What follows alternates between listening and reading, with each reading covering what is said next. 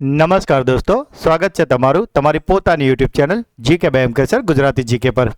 આજે આપણા વિડીયોમાં ખૂબ જ મહત્વનો ટોપિક એટલે કે રજાના નિયમો 2002ની સંપૂર્ણ સમજ મેળવીશું અને સાથે છેલ્લે એના 50 MCQ પણ સોલ્વ કરીશું. તો મિત્રો, આ રજાનો નિયમ એટલો ઇમ્પોર્ટન્ટ ટોપિક છે કે જે શિક્ષણને લગતી તમામ સ્પર્ધાત્મક પરીક્ષામાં તો પૂછાય જ છે અને સાથે સાથે તમે જો કોઈ જીપીએસસી ક્લાસ 1-2ની તૈયારી કરતા હોય તો તેમાં પણ આ રજા નિયમો જાણવા તમારા માટે ખૂબ જ જરૂરી છે. તો જો એક વિડીયો જોઈને રજાના નિયમો સંપૂર્ણ આવડી જતા હોય તો આ વિડીયોને સ્કીપ જરા પણ કરશો નહીં.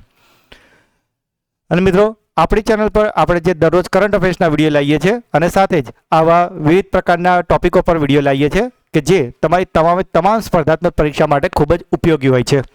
તો જો હજુ સુધી ચેનલને સબસ્ક્રાઇબ ના કરી હોય તો અત્યારે જ કરી લેજો. તો ચલો વિડીયો સ્ટાર્ટ કરીએ છીએ. મિત્રો, આજનો આપણો લેક્ચર નંબર 8 અને જેમાં આપણો ટોપિક છે ગુજરાત મુલ્કી સેવા નિયમો 2002 રજાના, બરાબર, એટલે કે લીવ રૂલ્સ 2002. મિત્રો, ઘણા બધા મિત્રોની કોમેન્ટ આવી હતી કે સર તમે રજાના નિયમોનું એક વિડીયો જરૂરથી બનાવજો, કારણ કે અમને ઘણા બધા ડાઉટ હતા. તો મિત્રો, આ વિડીયોમાં તમને ઘણી બધી શોર્ટ ટ્રીકો મળશે, બરાબર. એટલે તમે આજ પછી રજાના નિયમો બાબતે તમે જરાય ચિંતા ના લેતા. ફક્ત જરૂર છે એકદમ શાંતિથી પૂરો વિડીયો જરાય સ્કીપ કર્યા વગર પૂરેપૂરો ધ્યાનથી એકવાર જોઈ લેવાની, બરાબર. તો તમને આવડી જશે. તો ક્યાંક સરસ મજાની એક શાંત જગ્યા જોઈને બેસી જાઓ, મોબાઈલને લેન્ડસ્કેપ મોડમાં રાખજો જેથી કરીને તમને સ્ક્રીન મોટી દેખાય. અને હવે જે પણ હું તમને શીખવાડું એ શાંતિથી 1 કલાક સાંભળજો. આખો ટોપિક તમારો હંમેશ માટે ક્લિયર થઈ જશે. મિત્રો, જે રજાના નિયમો, તો સૌથી પહેલાં તો આપણને રજાના પ્રકારો ખબર હોવી જોઈએ. તમે ઘણી જગ્યા પર આવા નામ સાંભળ્યા હશે, EL, HPL, CL, ML, PL, પણ આ બધું ચોઈસે શું? તો એના વિશે જો પહેલાં તો તમને સમજાવું તો એક હોય છે પ્રાપ્ત રજા, તો જેને અંગ્રેજીમાં કહેવાય છે EL, જેનું પૂરું નામ છે અર્ન્ડ લીવ. બીજું આવે છે અર્ધ પગારી રજા એટલે કે HPL, હાફ પે લીવ. ત્રીજી આવે છે અસાધારણ રજા એટલે કે EOL, જેનું પૂરું નામ છે એક્સ્ટ્રા ઓર્ડિનરી લીવ, જેને તમે સાદી ભાષામાં LWP પણ કહેતા હોય છો, એટલે કે લીવ વિથઆઉટ પે, બરાબર. એટલે કે તમે રજા પાડો તો તમને પગાર ના મળે. આ તમામ રજાઓ વિશે હું તમને આગળ વિડીયોમાં સમજાવીશ. અત્યારે હું ખાલી તમને નામ કહું છું. પછી છે પ્રાસંગિક રજા એટલે કે CL, જેનું પૂરું નામ છે કેઝ્યુઅલ લીવ. પછી આવે છે માતૃત્વની રજા એટલે કે ML, એટલે કે મેટર્નિટી લીવ. પછી આવે છે પિતૃત્વ રજા એટલે કે PL, એટલે કે પેટર્નિટી લીવ. પછી આવે છે અધ્યયન રજા એટલે કે સ્ટડી લીવ. આ સિવાય એક રજાનો પ્રકાર છે પ્રવાસ રજા એટલે કે ટૂર લીવ. પછી એક આવે છે વિશેષ અપંગતા રજા એટલે કે SDL, સ્પેશિયલ ડિસેબિલિટી લીવ. અને આ સિવાય પણ હજુ ઘણા બધા પ્રકાર છે, પણ અત્યારે મેં મુખ્ય તમારી નજર સામે મૂક્યા છે.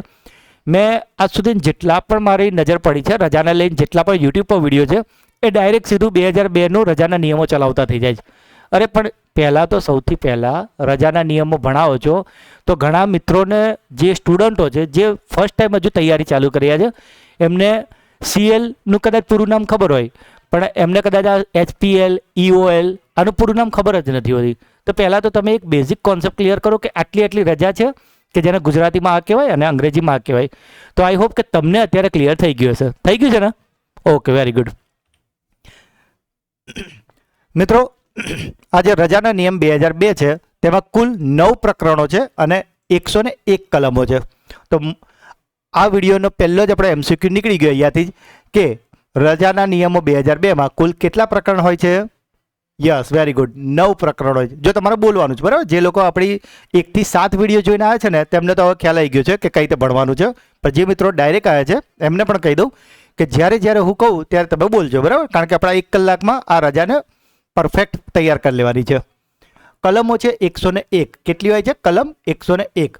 હવે આ મિત્રો ઇમ્પોર્ટન્ટ એટલા માટે કે આજ સુધી આપણે જેટલા પણ આવા રૂલ્સ ભણ્યા, RT રૂલ્સ, બોમ્બે એક્ટ ભણ્યા, RTI ભણ્યા, એમાં મેં તમને એક ટેકનિક આપી હતી કે હંમેશા પહેલું પ્રકરણ એટલે પ્રારંભિક જ હોય અને છેલ્લું પ્રકરણ એટલે પ્રકીર્ણ જ હોય. અને આ નિયમ મોસ્ટલી બધે જ લાગુ પડે છે, પરંતુ અહીંયા એક અપવાદ છે. દરેક જગ્યા પર અપવાદ હોય ને એ રીતે અહીંયા અપવાદ છે, બરાબર. અહીંયા પહેલું પ્રારંભિક નથી અને છેલ્લું પ્રકીર્ણ નથી. પ્રકીર્ણના લોકોએ એક સ્ટેપ ઉપર રાખ્યું છે 8મા નંબર પર.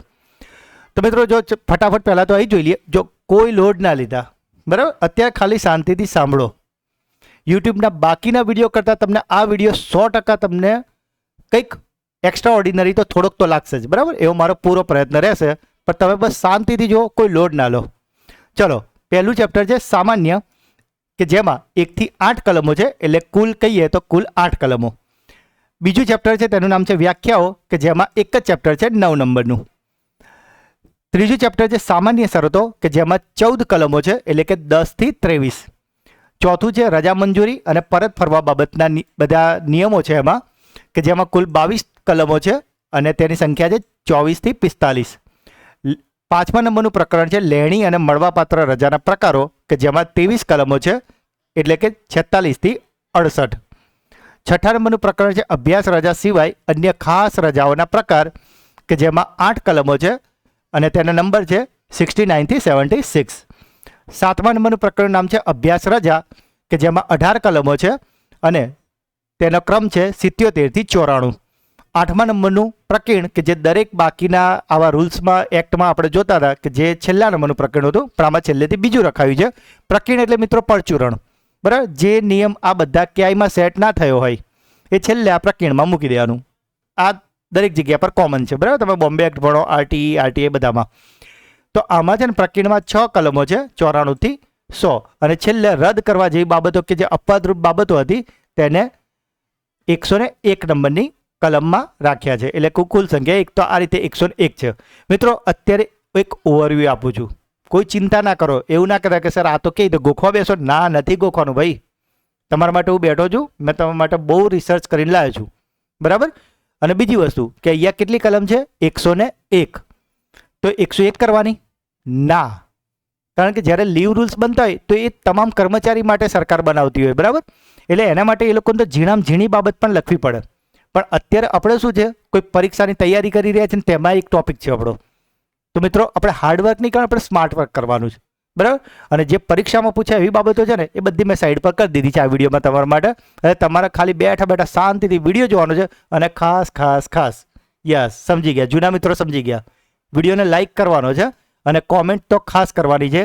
આ વિડીયોનો ટાર્ગેટ પણ આપણે અગાઉની જેમ જ રાખ્યો છે, 500 લાઇક અને 500 કોમેન્ટનો, બરાબર. અને એમાં 1 લાઇક ને 1 કોમેન્ટ તમારી હોવી જ જોઈએ, એવી હું આશા રાખું છું. તો મિત્રો, ફરીથી એકવાર તમને પૂછી લઉં કે પ્રકરણ કેટલા છે? 9. અને કલમો કેટલી છે? 101. યાદ રહી ગયું ને આટલું?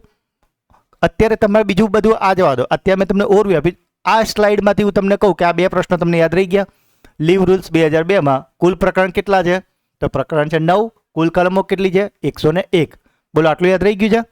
Yes, very good. જો યાદ રહી ગયું હોય તો લાઇક આપી દેજો.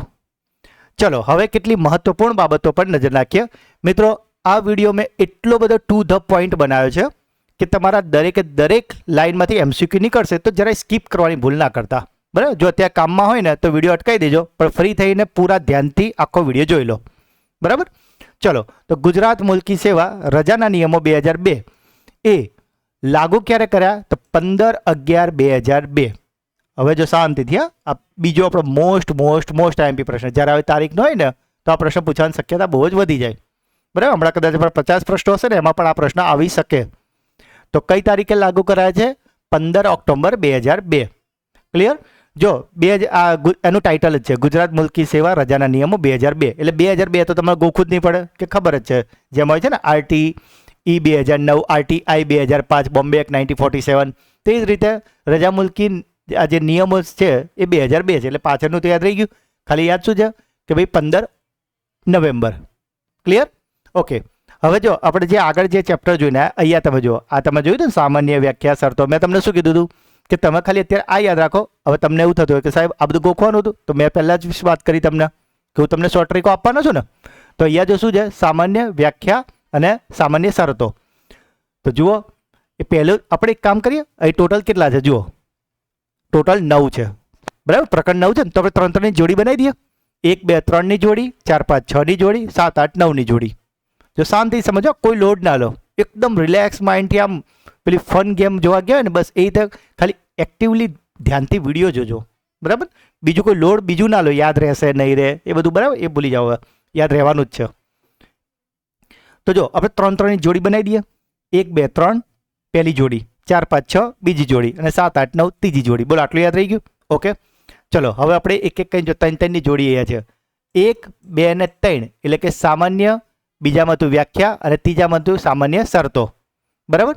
તો તમે જુઓ અહીંયા કેટલી હતું 8 સુધીની હતી, પછી આનો છેલ્લો એન્ડ હતો 9 ને આનો 23, એટલે 8 9 23. 8 9 23 નો મતલબ ખબર પડી ગઈ ને કે પહેલું જે ચેપ્ટર હશે એ 8 સ્ટોપ થશે, એટલે 8 પછી બીજું ચેપ્ટર ચાલુ છે, બીજું 9 સ્ટોપ થશે અને ત્રીજું 23 સ્ટોપ થશે, 23 પછી 24 ચાલુ છે, એટલે 8 9 23. જો શાંતિથી લોડ ના લો, એકદમ ઇઝી ટ્રીક છે, હમણાં તમને આવડી જાય. તમને પોતાને એવું થશે કે આટલા દિવસથી બુકમાં અમે ગોખવા બેસતા હતા. સામાન્ય વ્યાખ્યા શરતો, પહેલી 3ની વાત કરીએ આપણે. સામાન્ય વ્યાખ્યા અને સામાન્ય શરતો એટલે કે 8 9 23. 8 9 23 શું છે ખબર પડી? 1 થી 8 9 અને 10 થી 23 એ રીતે છે. બરાબર. તો જો એના માટે આપણે એક વસ્તુ કરીએ કે એક મંજુ નામની છોકરી છે, બરાબર, અને એની અટક છે, જેમ આપણે ખબર પટેલ હોય તો કોળી પટેલ એવું લખાતું હોય, પરમાર હોય તો સોઢા પરમાર લખાતું. એક ઉદાહરણ આપું છો ખાલી. તો એ વ્યાસ હોય ને તો આપણે જોઈએ સમવ્યાસ. આવી કોઈ સરનેમ નથી, અત્યારે યાદ રાખવા માટે એક ટ્રીક બનાવીએ. બરાબર. તો જેવું વ્યાસ સરનેમ હોય તો આપણે એને સમવ્યાસ, બરાબર, એની કોઈ પેટા જ્ઞાતિ હોય વ્યાસની, બરાબર, એ રીતે. જો આ જસ્ટ શીખવા પૂરતું નામ લો, એટલે કોઈ પર્સનલી કશું ક્યાંય ના લેતા. તો આપણે એક મંજુ નામની છોકરી છે જેની અટક છે સમવ્યાસ, બરાબર. વ્યાસ સરનેમ તો તમે સાંભળી જશે, પણ આપણે સમવ્યાસ અત્યારે જઈએ, બરાબર, કોઈ પેટા જ્ઞાતિ જેવું કોળી પટેલ ને રીતે આપણે વાત કરીને એ રીતે.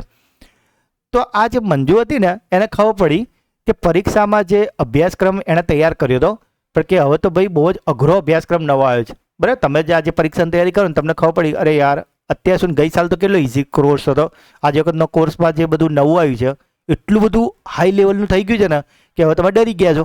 બરાબર. અને આ મંજુ બી ડરી ગઈ અને એને ખાવા પીવાનું બંધ કરી દીધું. બરાબર. પણ પછી એની મમ્મીએ શું કીધું, કાં તો એના સાહેબે શું કીધું કે સમવ્યાસ મંજુ લે ખા. કેમ? કારણ કે એને ખાવાનું બંધ કરી દીધું ને. તો કે સમવ્યાસ મંજુ લે ખા, તારો જે પેલો અભ્યાસ પ્રો હતો ને એ રદ થઈ ગયો, કારણ કે તારે જેમ બધા ડરી ગયા હતા, બધાએ વિરોધ કર્યો ને એટલે સરકારે રદ કરી દીધો. જે પેલો એક્સ્ટ્રા કોર્સ લઈને આવ્યા હતા ને. મિત્રો એક વાર્તા બનાવું છું તમને યાદ રહે એટલા માટે. ક્લિયર? અને મને ખબર છે ભલે ત્યાં તમને લાગે કે યાદ રહેશે નહીં રહે, પણ પછી તમને આખું યાદ રહી જશે. તો મંજુ નામની છોકરી હતી, એની અટક છે સમવ્યાસ. તો સમવ્યાસ મંજુ, જેમ આપણે કહીએ ને દાખલા તરીકે કોઈનું નામ હોય, બરાબર, કે દવે સેજલ, બરાબર, તો આપણે કહીએ ને દવે સેજલ લેખા, એ રીતે સમવ્યાસ મંજુ લેખા. અને કેમ નથી ખાતી? તો પેલા પ્રો અભ્યાસ આવ્યો હતો એકદમ હાઈ લેવલનો, બરાબર, આપણે બહુ હાઈ લેવલની વસ્તુ તો પ્રો કહીએ, બરાબર, પેલું નહીં મોબાઈલમાં આવતા સેમસંગ પ્રો એ રીતે, બરાબર. તો અભ્યાસ પ્રો આવી ગયો હતો, એકદમ હાઈ લેવલનો આવી ગયો. પણ પછી એની મમ્મીએ કીધું કે સમવ્યાસ મંજુ લેખા, અભ્યાસ પ્રો રદ થઈ ગયો છે. બરાબર. આટલે શું ખબર પડી? બોલો એકવાર, ચલો મારે જો બોલો. સમવ્યાસ મંજુ લેખા, અભ્યાસ પ્રો રદ થઈ ગયો છે. જોઈ નીચે લખ્યું બી છે, વાંચો. સમવ્યાસ મંજુ લેખા, અભ્યાસ પ્રો રદ થઈ ગયો છે. કારણ કે એને ખાવાનું છોડી દીધું હતું, પેલો હાઈ લેવલનો કોર્સ જોયો ને અભ્યાસક્રમ, તે તો બી ગઈ કે આટલો મોટો અભ્યાસક્રમ છે હું તો હવે પાસ કઈ રીતે થઈશ, એટલે એ ડરી ગઈ હતી. ડરમાં બીકમાં એણે ખાવાનું છોડી દીધું હતું. પણ પછી મમ્મીને ખબર પડી ને કે ભાઈ એ બહુ હાઈ લેવલનો અભ્યાસ કર્યો છે, એ રદ થઈ ગયો છે. એટલે કીધું સમવ્યાસ મંજુ લેખા, અભ્યાસ પ્રો રદ થઈ ગયો છે. બોલો આટલું શું ક્લિયર ને? હવે ચલો આપણે એક એક કરીને પકડીએ. સમવ્યાસ.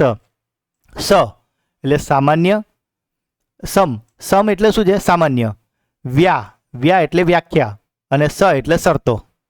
ફરીથી પહેલું જુઓ, આ જે લખ્યું છે સમ, આટલું જ ખાલી પહેલા બે અક્ષર જુઓ. તો સમ એટલે શું છે? તો સામાન્ય. વ્યા એટલે વ્યાખ્યા, અને સ એટલે શરતો. બોલો સમવ્યાસ થી આ 3 યાદ રહી ગયું? ગોખવાનું નથી, આ ગોખવાનું નથી, બરાબર. સમ વ્યાસ, તો સમ વ્યાસ, બરાબર. તો આમાં સમ એટલે સામાન્ય, વ્યા એટલે વ્યાખ્યા, અને સ એટલે શરતો. ક્લિયર આટલે સુધી? Very good. ચલો હવે શું હતું આપણું? મંજુ લેખા.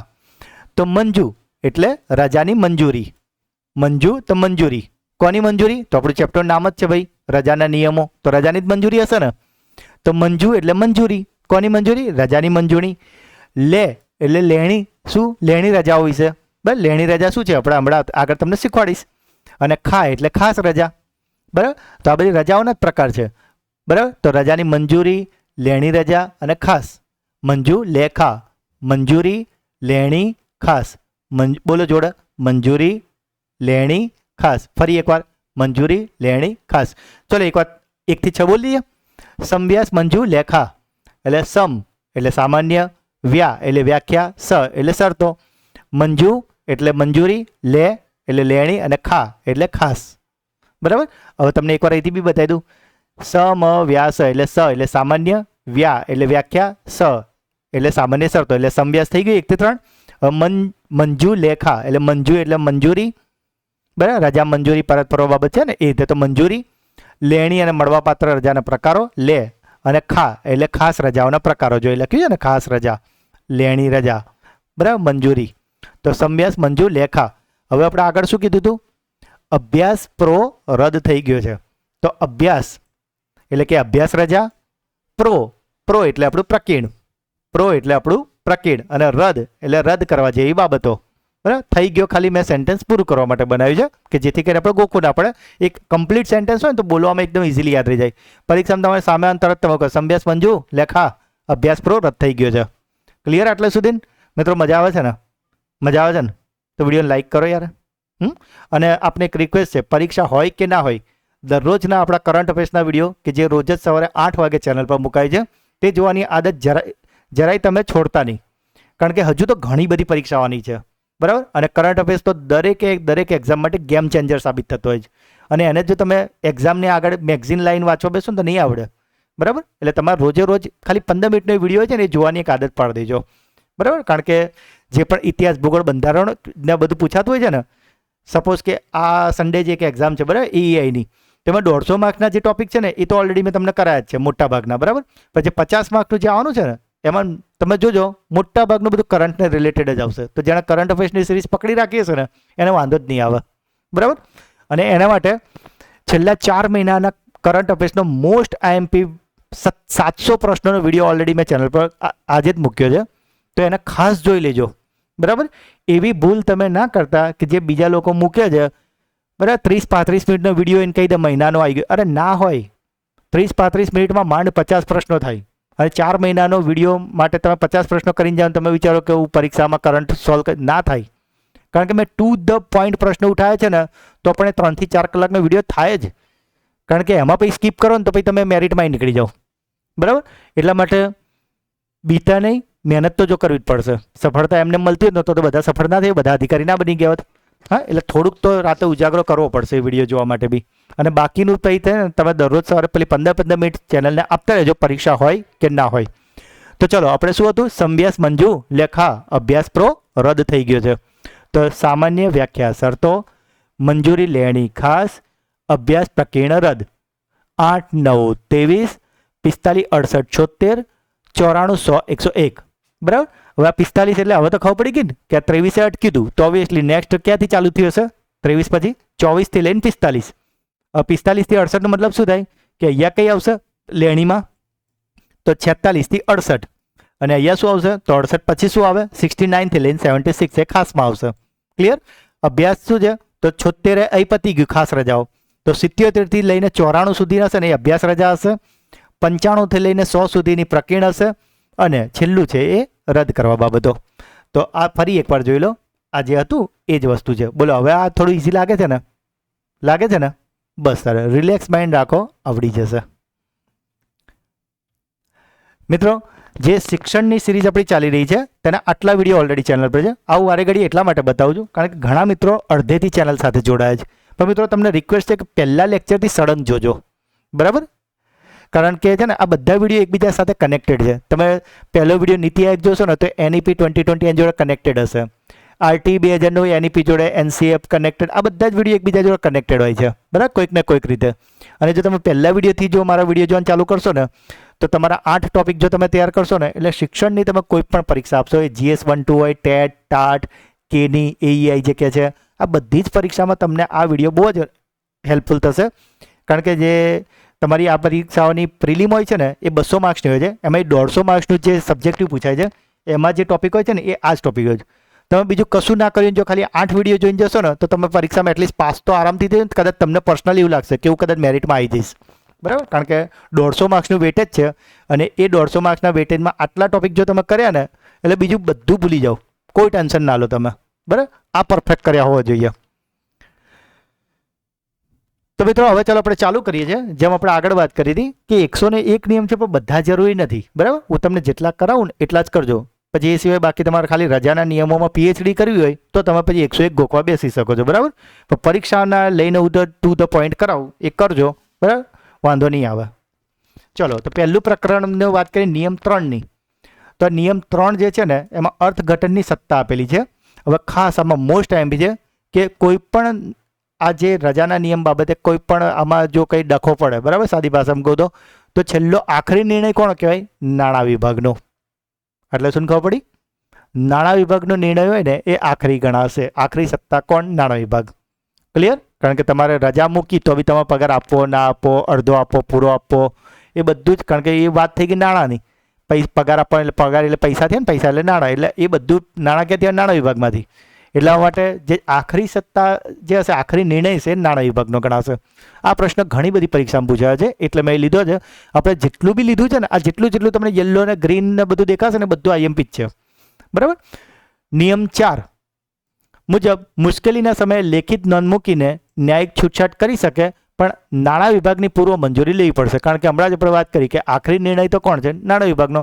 એટલે જો નિયમ 4 મુજબ જો કોઈક તમને મુશ્કેલી એવું કોઈ લાગી, બરાબર, કોઈ વસ્તુને લઈને ડિસિઝન લેવાનું આવ્યું, તો તમારે એમાં થોડી છૂટછાટ મળે, પણ એના માટે બી તમારે નાણાં વિભાગની મંજૂરી તો લેવી જ પડશે પહેલાં. બરાબર. એવું નહીં કે કરી દીધું, રજા મંજૂર કરી દઈને પછી નાણાં, પહેલાં નાણાં વિભાગની પૂર્વ મંજૂરી લેવી પડશે. ક્લિયર? ત્યાર પછી વાત કરીએ નિયમ 9ની, કે જેમાં 89 વ્યાખ્યાઓ છે. હવે આમાં કઈ વ્યાખ્યાઓ છે એમાં પડવાની જરૂર નથી, પણ આ પ્રશ્ન પૂછાય કે ગુજરાત મુલકી સેવા રજાના નિયમો 2002માં પ્રકરણ 2માં નિયમ 9માં કેટલી વ્યાખ્યાઓ છે? તો મિત્રો અહીંયા 89 વ્યાખ્યાઓ છે, 89. આ આંકડો ખાલી યાદ રાખવાનો છે. તમે ત્યાં જોઈ રાખો, આવડી જશે. હા, ચિંતા ના કરો, આવડી જ જવાનું છે. બરાબર. તમે જે કોમેન્ટ્સમાં આગળના 8 લેક્ચરમાં જે પ્રેમ બતાવ્યો છે ને, એ બદલ આપનો ખૂબ ખૂબ ખૂબ ખૂબ આભાર. અને હું આશા રાખું કે આ વિડીયોને પણ તમે એટલો જ પ્રેમ આપશો અને એટલી જ લાઇક અને કોમેન્ટ કરશો. જે બેસ્ટ કોમેન્ટ હશે એને હું પિન કરું જ છું અને દરેક કોમેન્ટના હું જવાબ આપું જ છું. ચલો મિત્રો, 10 નંબરનો જે નિયમ છે ને, આ મોસ્ટ એમપી. જો મિત્રો, મેં ટુ ધ પોઈન્ટ વિડીયો બનાવ્યો છે. જે તમે બધા કહો છો ને કે મને જે પર્સનલમાં ઘણા બધા મેસેજ આવે કે સર રજાનો નિયમ બનાવજો, બરાબર, તો એટલા માટે તમને નથી આવડતું કારણ કે તમે બધું ખાવા જાઓ છો. 101ની જરૂર જ નથી. બરાબર. મોસ્ટ એમપી જ પકડો, સ્માર્ટ વર્ક કરો. પછી આટલું આવડી ગયા પછી તમારે જો ટાઈમ હોય ને તમે જોવું તો જોજો, કોણ ના પાડે છે, પણ પહેલાં આટલું કરાવો ને એટલું કરી લેજો. તો નિયમ 10 મુજબ રજાનો હક નક્કી કરાયો છે, જેમાં આ મોસ્ટ એમપી. હું 3 વાર મોસ્ટ બોલું તો તમારા કાન ઊંચા કરી લેવાના. રજા હક તરીકે માંગી શકાશે નહીં. બરાબર. એટલે તમે જો અધિકારી બન્યા હોય, કાં તો તમે ત્યાં ક્યાંક સ્કૂલમાં કે કોઈ કચેરીમાં નોકરી કરી રહ્યા હોય, તો તમને એવું થાય મારી રજાઓ છે ને ભાઈ, મને 12 CL મળી છે, રજા તો મૂકું જ ને. મારો પ્રિન્સિપાલ કે મારો સાહેબ હોય મને ના કેમ પાડી શકે? મારી રજા છે, એ તો વાપરવાની જ ને. ના, અહીંયા ચોખ્ખું લખ્યું છે રજાને હક તરીકે નહીં માંગી શકાય. સક્ષમ અધિકારી એને નકારી પણ શકે છે. અને જો ઓલરેડી તમારી રજા પાસ થઈ ગઈ હોય ને, તો એને એ મંજૂર રજાને રદ પણ કરી શકે છે. બરાબર. આટલે શું ખબર પડી? ફરીથી મોસ્ટ એમપી છે, ધ્યાનથી. જો તમારા નિયમો નંબરોમાં છે ને, તમે ગોખવાના બેસતા. બરાબર. તમને કંઈ બધા પ્રશ્નો એવી રીતે નહીં પૂછે કે નિયમ 4માં શું છે, નિયમ 10માં શું, નિયમ 9માં, એવી રીતે નહીં પૂછે. તમને અંદરની મેટર ખબર હોવી જોઈએ. તમને ડાયરેક્ટ આ રીતે પૂછે કે ભાઈ રજા હક તરીકે માંગી શકાય, બરાબર, તો તમે કહી શકો કે ના, રજા હક તરીકે ના માંગી શકાય, ભાઈ સક્ષમ અધિકારી નકારી શકે. તો આ રીતના પ્રશ્ન પૂછાતા હોય. જે નંબર યાદ રાખવાનો હશે તેવું કહીશ. બરાબર. આ આઈએમપી છે તો આપણે 10 નંબર યાદ રાખી લઈશું. તો રજા છે એ હક તરીકે માંગી શકાશે નહીં, સક્ષમ અધિકારી નકારી શકે. કાલે ઉઠીને તમે EEI, બરાબર, કાં તો TPO કે DPO બનો, કોઈ તમારી જોડે આવીને કહે કે સાહેબ મારી CL છે, હું મૂકું જ ને, કેમ નહીં? તો ના. જો એવી કોઈ સર્કમસ્ટાન્સીસ હોય, ઓફિસનું કંઈ કામ આવી ગયું હોય, બરાબર, એવી કોઈ કામગીરી હોય, તો તમે રજાને નકારી બી શકો અને જો મંજૂર થઈ ગયો ને રજા, તો એને રદ પણ કરી શકો. પણ તમે શું ના કરી શકો? જો તમે TPO, DPO કે EEI હોય, બરાબર, અને સપોઝ તમારે રજા મંજૂર કરવાનો તમને હક આપ્યો હોય, તો તમે નકારી શકશો ખરા, રદ કરી શકો, પણ તમે શું નહીં કરી શકો? કર્મચારીની લેખિત મંજૂરી વગર રજાનો પ્રકાર બદલી શકશે નહીં. બરાબર. તો જે આપણે ખબર સ્ટાર્ટિંગમાં તમને બધા પ્રકાર બતાવ્યા હતા. તો દાખલા તરીકે મેં 3 દિવસની CL મૂકી દીધી છે, તમે મારા ઉપર અધિકારી છો, બરાબર, તો તમે મને એવું કહી શકો કે ભાઈ અત્યારે ઓફિસમાં ફલાણી એક ઇવેન્ટ આવે છે, તો તમારે રજા રદ થશે, ભાઈ આપણે હાજર રહેવું પડશે. એ કરી શકો. પણ મેં CL 3 દિવસની મૂકીને તમે એની EL કરી દો, કાં તો મેં 3 દિવસની EL મૂકીને તમે CL કરી દો, તો ના, રજાનો પ્રકાર બદલી શકે નહીં. તમે જાતે ના બદલી, ભલે તમે અધિકારી, પણ તમે નહીં બદલી શકો. કર્મચારીની લેખિત મંજૂરી વગર રજાનો પ્રકાર બદલી શકાશે નહીં. આ પ્રશ્ન ઘણી બધી પરીક્ષામાં પૂછાયો છે. ક્લિયર? ઓકે. તો આ સ્લાઇડમાંથી આટલું ક્લિયર છે ને? આખરી સત્તા કોની છે? નાણાં વિભાગની, બરાબર. અને કોઈ મુશ્કેલીના સમયે તમે ન્યાયિક છૂટછાટ મૂકવી હોય તો મૂકી શકાય, પણ નાણાં વિભાગની પૂર્વ મંજૂરી આગળ. આમાં મોસ્ટ આઈએમપી એક આ નાણાં વિભાગવાળો પ્રશ્ન છે. બીજો મોસ્ટ આઈએમપી આ 89 વ્યાખ્યાવાળો છે. અને મોસ્ટ આઈએમપી આ 3 લીટીઓ છે કે રજાને હક તરીકેની માંગી શકાય, સક્ષમ અધિકારી નકારી શકશે, મંજૂર રજા રદ કરી શકશે, પણ કર્મચારીની લેખિત મંજૂરી વગર રજાનો પ્રકાર નહીં બદલી શકે. ક્લિયર ને? ક્લિયર બધાને? અરે બોલો તો ખરા યાર. હા, યસ. ઓકે. નિયમ 11 એ એવું કહે છે કે રજા મંજૂર, લેણી રજા, અગ્રતાક્રમ, જાહેર હિત બધું જોવામાં આવે છે, બરાબર. એટલે એવું નહીં કે તમે રજાની અરજી આપેલી, તમારી રજા પાસ થઈ ગઈ, બરાબર. કાં તો તમે અધિકારી છો ને તમારી જોડે કોઈ રજાની અરજી આવી તો તમારે જોવાનું કે ભાઈ લેણી રજા, જે આગળ હમણાં આપણે વાત કરી કે લેણી રજાને બધું તમને આગળ સમજાવીશ.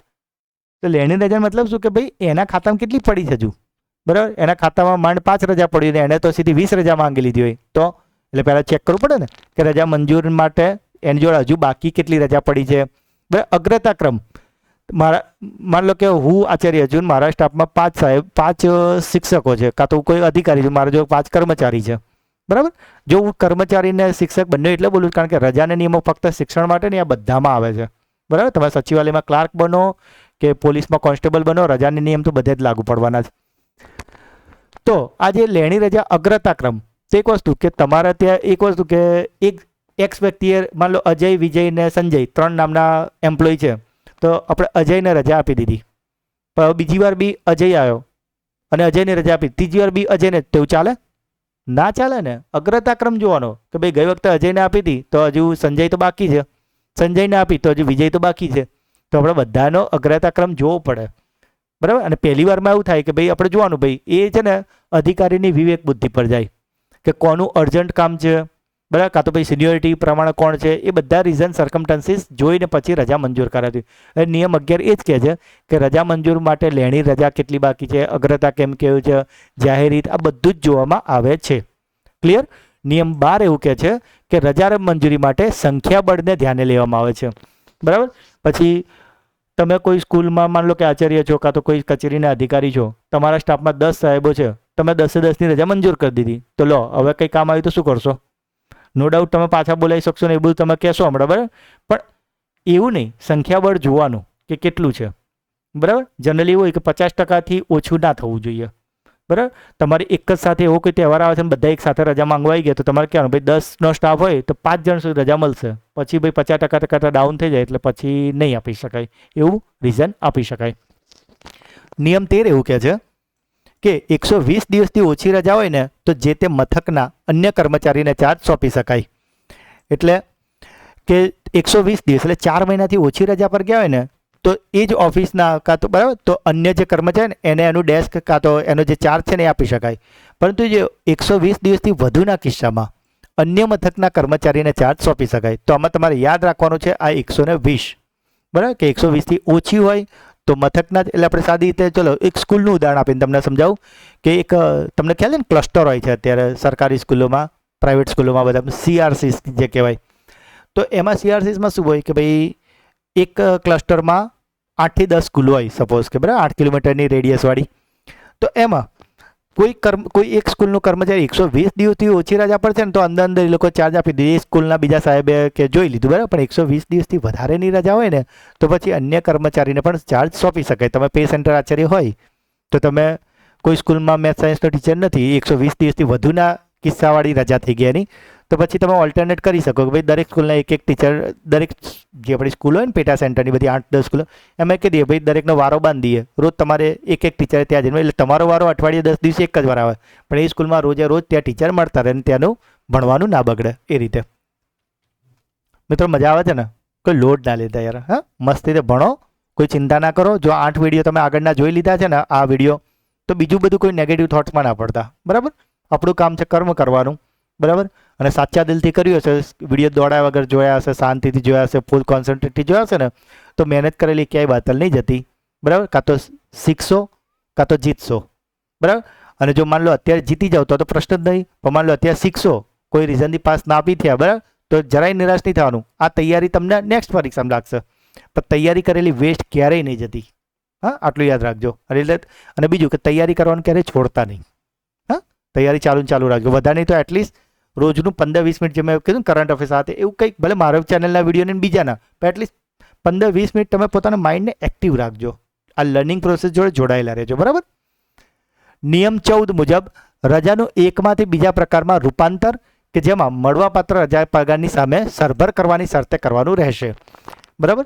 એટલે કે કોઈ એક રજા મૂકી છે, હવે એમાંથી એને બીજી રજામાં રૂપાંતર કરવું છે કે CLO મૂકી છે, પણ પછી એને ખ્યાલ આવ્યું, આ કર્મચારીની વાત છે કે કર્મચારીએ CLO મૂકી છે, પણ એને ખ્યાલ આવ્યો કે હું બધી CL અત્યારે વાપરી નાખીશ તો મારે તો જો આખું વર્ષ કાઢવાનું, તો એક કામ કરો સાહેબ EL કરી દો ને, બરાબર. પણ માની લો એની સામે એ રૂપાંતર જે છે ને એ મળવાપાત્ર જે રજાનો પગાર છે ને એની સામે સરભર કરવાની શરતે કે જો ભાઈ કાલે ઉઠીને કંઈ ડખો પડે ને તો ભાઈ તારે એટલી રજાનો પગાર પાછો ભરવો પડશે. ક્લિયર મિત્રો? આ બધા જ નિયમ છે ને મેં એકદમ દેશી ભાષામાં જે કે તમને ખબર પડે ને એ તમે લખવાનો ટ્રાય કર્યો છે, બરાબર, કે જેથી એનો જે મૂળ જે અંદરનું જે કહેવા માંગે એ તમને ઇઝીલી ભાષામાં ખબર પડે ને એવો ટ્રાય કરું છું અને જોડું એક્સપ્લેન બી કરું છું. કદાચ ક્યાંક જો તમને બહુ એક્સપર્ટ માણસો વિડીયો જોતા હશે, બરાબર, તો ક્યાંક નાની મોટી ભૂલ થાય તો પહેલાં જ કહી દઉં કે એવું કોઈ ક્લાસીસવાળો કે એવો કોઈ નથી. હું ફક્ત જે મિત્રોને દિલથી મહેનત કરે છે અને જે લોકો ક્લાસીસ નથી જઈ શકતા એ લોકો માટે હું મને જેટલું આવડે છે થોડું ઘણું એમાંથી શીખવાનો પ્રયત્ન કરાવડાવું છું, બરાબર. એક નિમિત્ત બનવાનો ટ્રાય કરું છું કે જેથી કરીને એમને થોડો ટેકો રહે. હવે એવું કહે છે કે રજાનું એકમાંથી બીજા પ્રકારમાં રૂપાંતર કે જેમાં મળવાપાત્ર રજાના પગારની સામે સરભર કરવાની શરતે કરવાની રહેશે, પણ આમાં બી એક ખાસ તબીબી પ્રમાણપત્રના આધારે મંજૂરી કરેલી અસાધારણ રજાનું બિનજમા રજામાં રૂપાંતર કરી શકશે. તબીબી પ્રમાણપત્ર એટલે જે આપણે મેડિકલ સર્ટી કહીએ ને સાદી ભાષામાં, તો મેડિકલ સર્ટીના આધારે જે મંજૂર કરેલી અસાધારણ રજા હશે એનું બિનજમા રજામાં રૂપાંતર કરી શકશે. હવે આ શું છે બિનજમા, એ બધું આગળ આવશે એટલે તમને સમજાવું છું. નિયમ 15 એવું કહે છે કે જો તબીબી રજા ન હોય અને જો કર્મચારી તબીબીનું પ્રમાણપત્ર આપે તો ભવિષ્યમાં આવી રજા આવશે તેની સામે રજા આપવામાં આવે છે. હવે મતલબ આ શું કહેવા માગે કે માની લો તમને મેડિકલ લીવ તમારી જો 10 પડી છે અને તમે ડૉક્ટરનું સર્ટી લઈ આવ્યા કે આ ભાઈ બીમાર છે અને એમને 10 દિવસની રજા જોઈએ તો તમને મળી ગઈ. કેમ? કારણ કે તમારી જો 10 રજા પડી છે, બરાબર. પણ માની લો તમારા ખાતામાં 10 જ રજા પડી તમારે 20 રજાની જરૂર પડી છે, તો એવા સમયે શું કરવાનું? ડૉક્ટરે તમને સર્ટી આપી કે ભાઈ આ ભાઈને ફલાણી બીમારી છે અને 20 દિવસની રજા આપવાની, એવું એને મેડિકલ સર્ટી લાવે છે. તો એવા સમયે શું તમારી જો તો 10 જ રજા, તો ભાઈ ભવિષ્યમાં તમારી જો જે રજા આવશે, માની લો કે એક ઉદાહરણ આપું છું, અત્યારે શબ્દો બીજા ઊંધા પાટે ગાડીએ ના ચડાવતા, બરાબર, ગાડીને ઊંધા પાટે ના ચડાવતા. અત્યારે હું ખાલી તમને એક બેઝિક સમજાવવાનું ટ્રાય કરું કે તમારી જો 10 જ રજા છે, મેડિકલ સર્ટી તમારી 20 રજાનું લખીને આપીશ, પણ તમારા ખાતામાં તો 10 જ છે, તો આપણે એવું માનીએ કે માની લો કે દર વર્ષે તમારા ખાતામાં 10 રજા એડ થતી હોય, સપોઝ હા આપણે એક ધારીએ છીએ, અત્યારે 10 થાય એવું નહીં કહેતો, એક ઉદાહરણ આપું છું. તો પછી એવું કે ભાઈ કંઈ નહીં, અત્યારે તમને 20 આપી દેવાની. કેમ? કારણ કે મેડિકલ સર્ટી છે એટલે 100% કંઈક તકલીફ હશે તો જ હશે. અને જોડે ભવિષ્યમાં જે તમારી નેક્સ્ટ વર્ષની 10 આવવાની છે ને એની સામે ટૂંકમાં એ 10 આવશે ને ત્યારે એને સીધી કાપી લેશે. કેમ? કારણ કે એ ઓલરેડી તમને એડવાન્સમાં આપી દીધી છે. હવે ખબર પડી ને? ઓકે, ફરીથી જો તબીબી રજા ન હોય તો કર્મચારી તબીબીનું જો પ્રમાણપત્ર આપે તો ભવિષ્યમાં જે આવી રજા આવવાની છે ને તેની સામે આ રજા આપવામાં આવશે. એટલે કે જ્યારે ભવિષ્યમાં આવશે તો એ કાપી લેશે. પ્રાસંગિક રજાને કેઝ્યુઅલ રજા તરીકે માન્યતા ન હોવાથી અન્ય રજાની સાથે સંયોજન કરી મંજૂર કરી શકાશે નહીં, પરંતુ CLને મરજિયાત અને તહેવારની સાથે જોડી શકાશે, બરાબર. તો CL જે આવે છે ને એને તમે મરજિયાત જોડે બી જોડી શકો, તહેવારની જોડે બી જોડી શકો છો, બરાબર.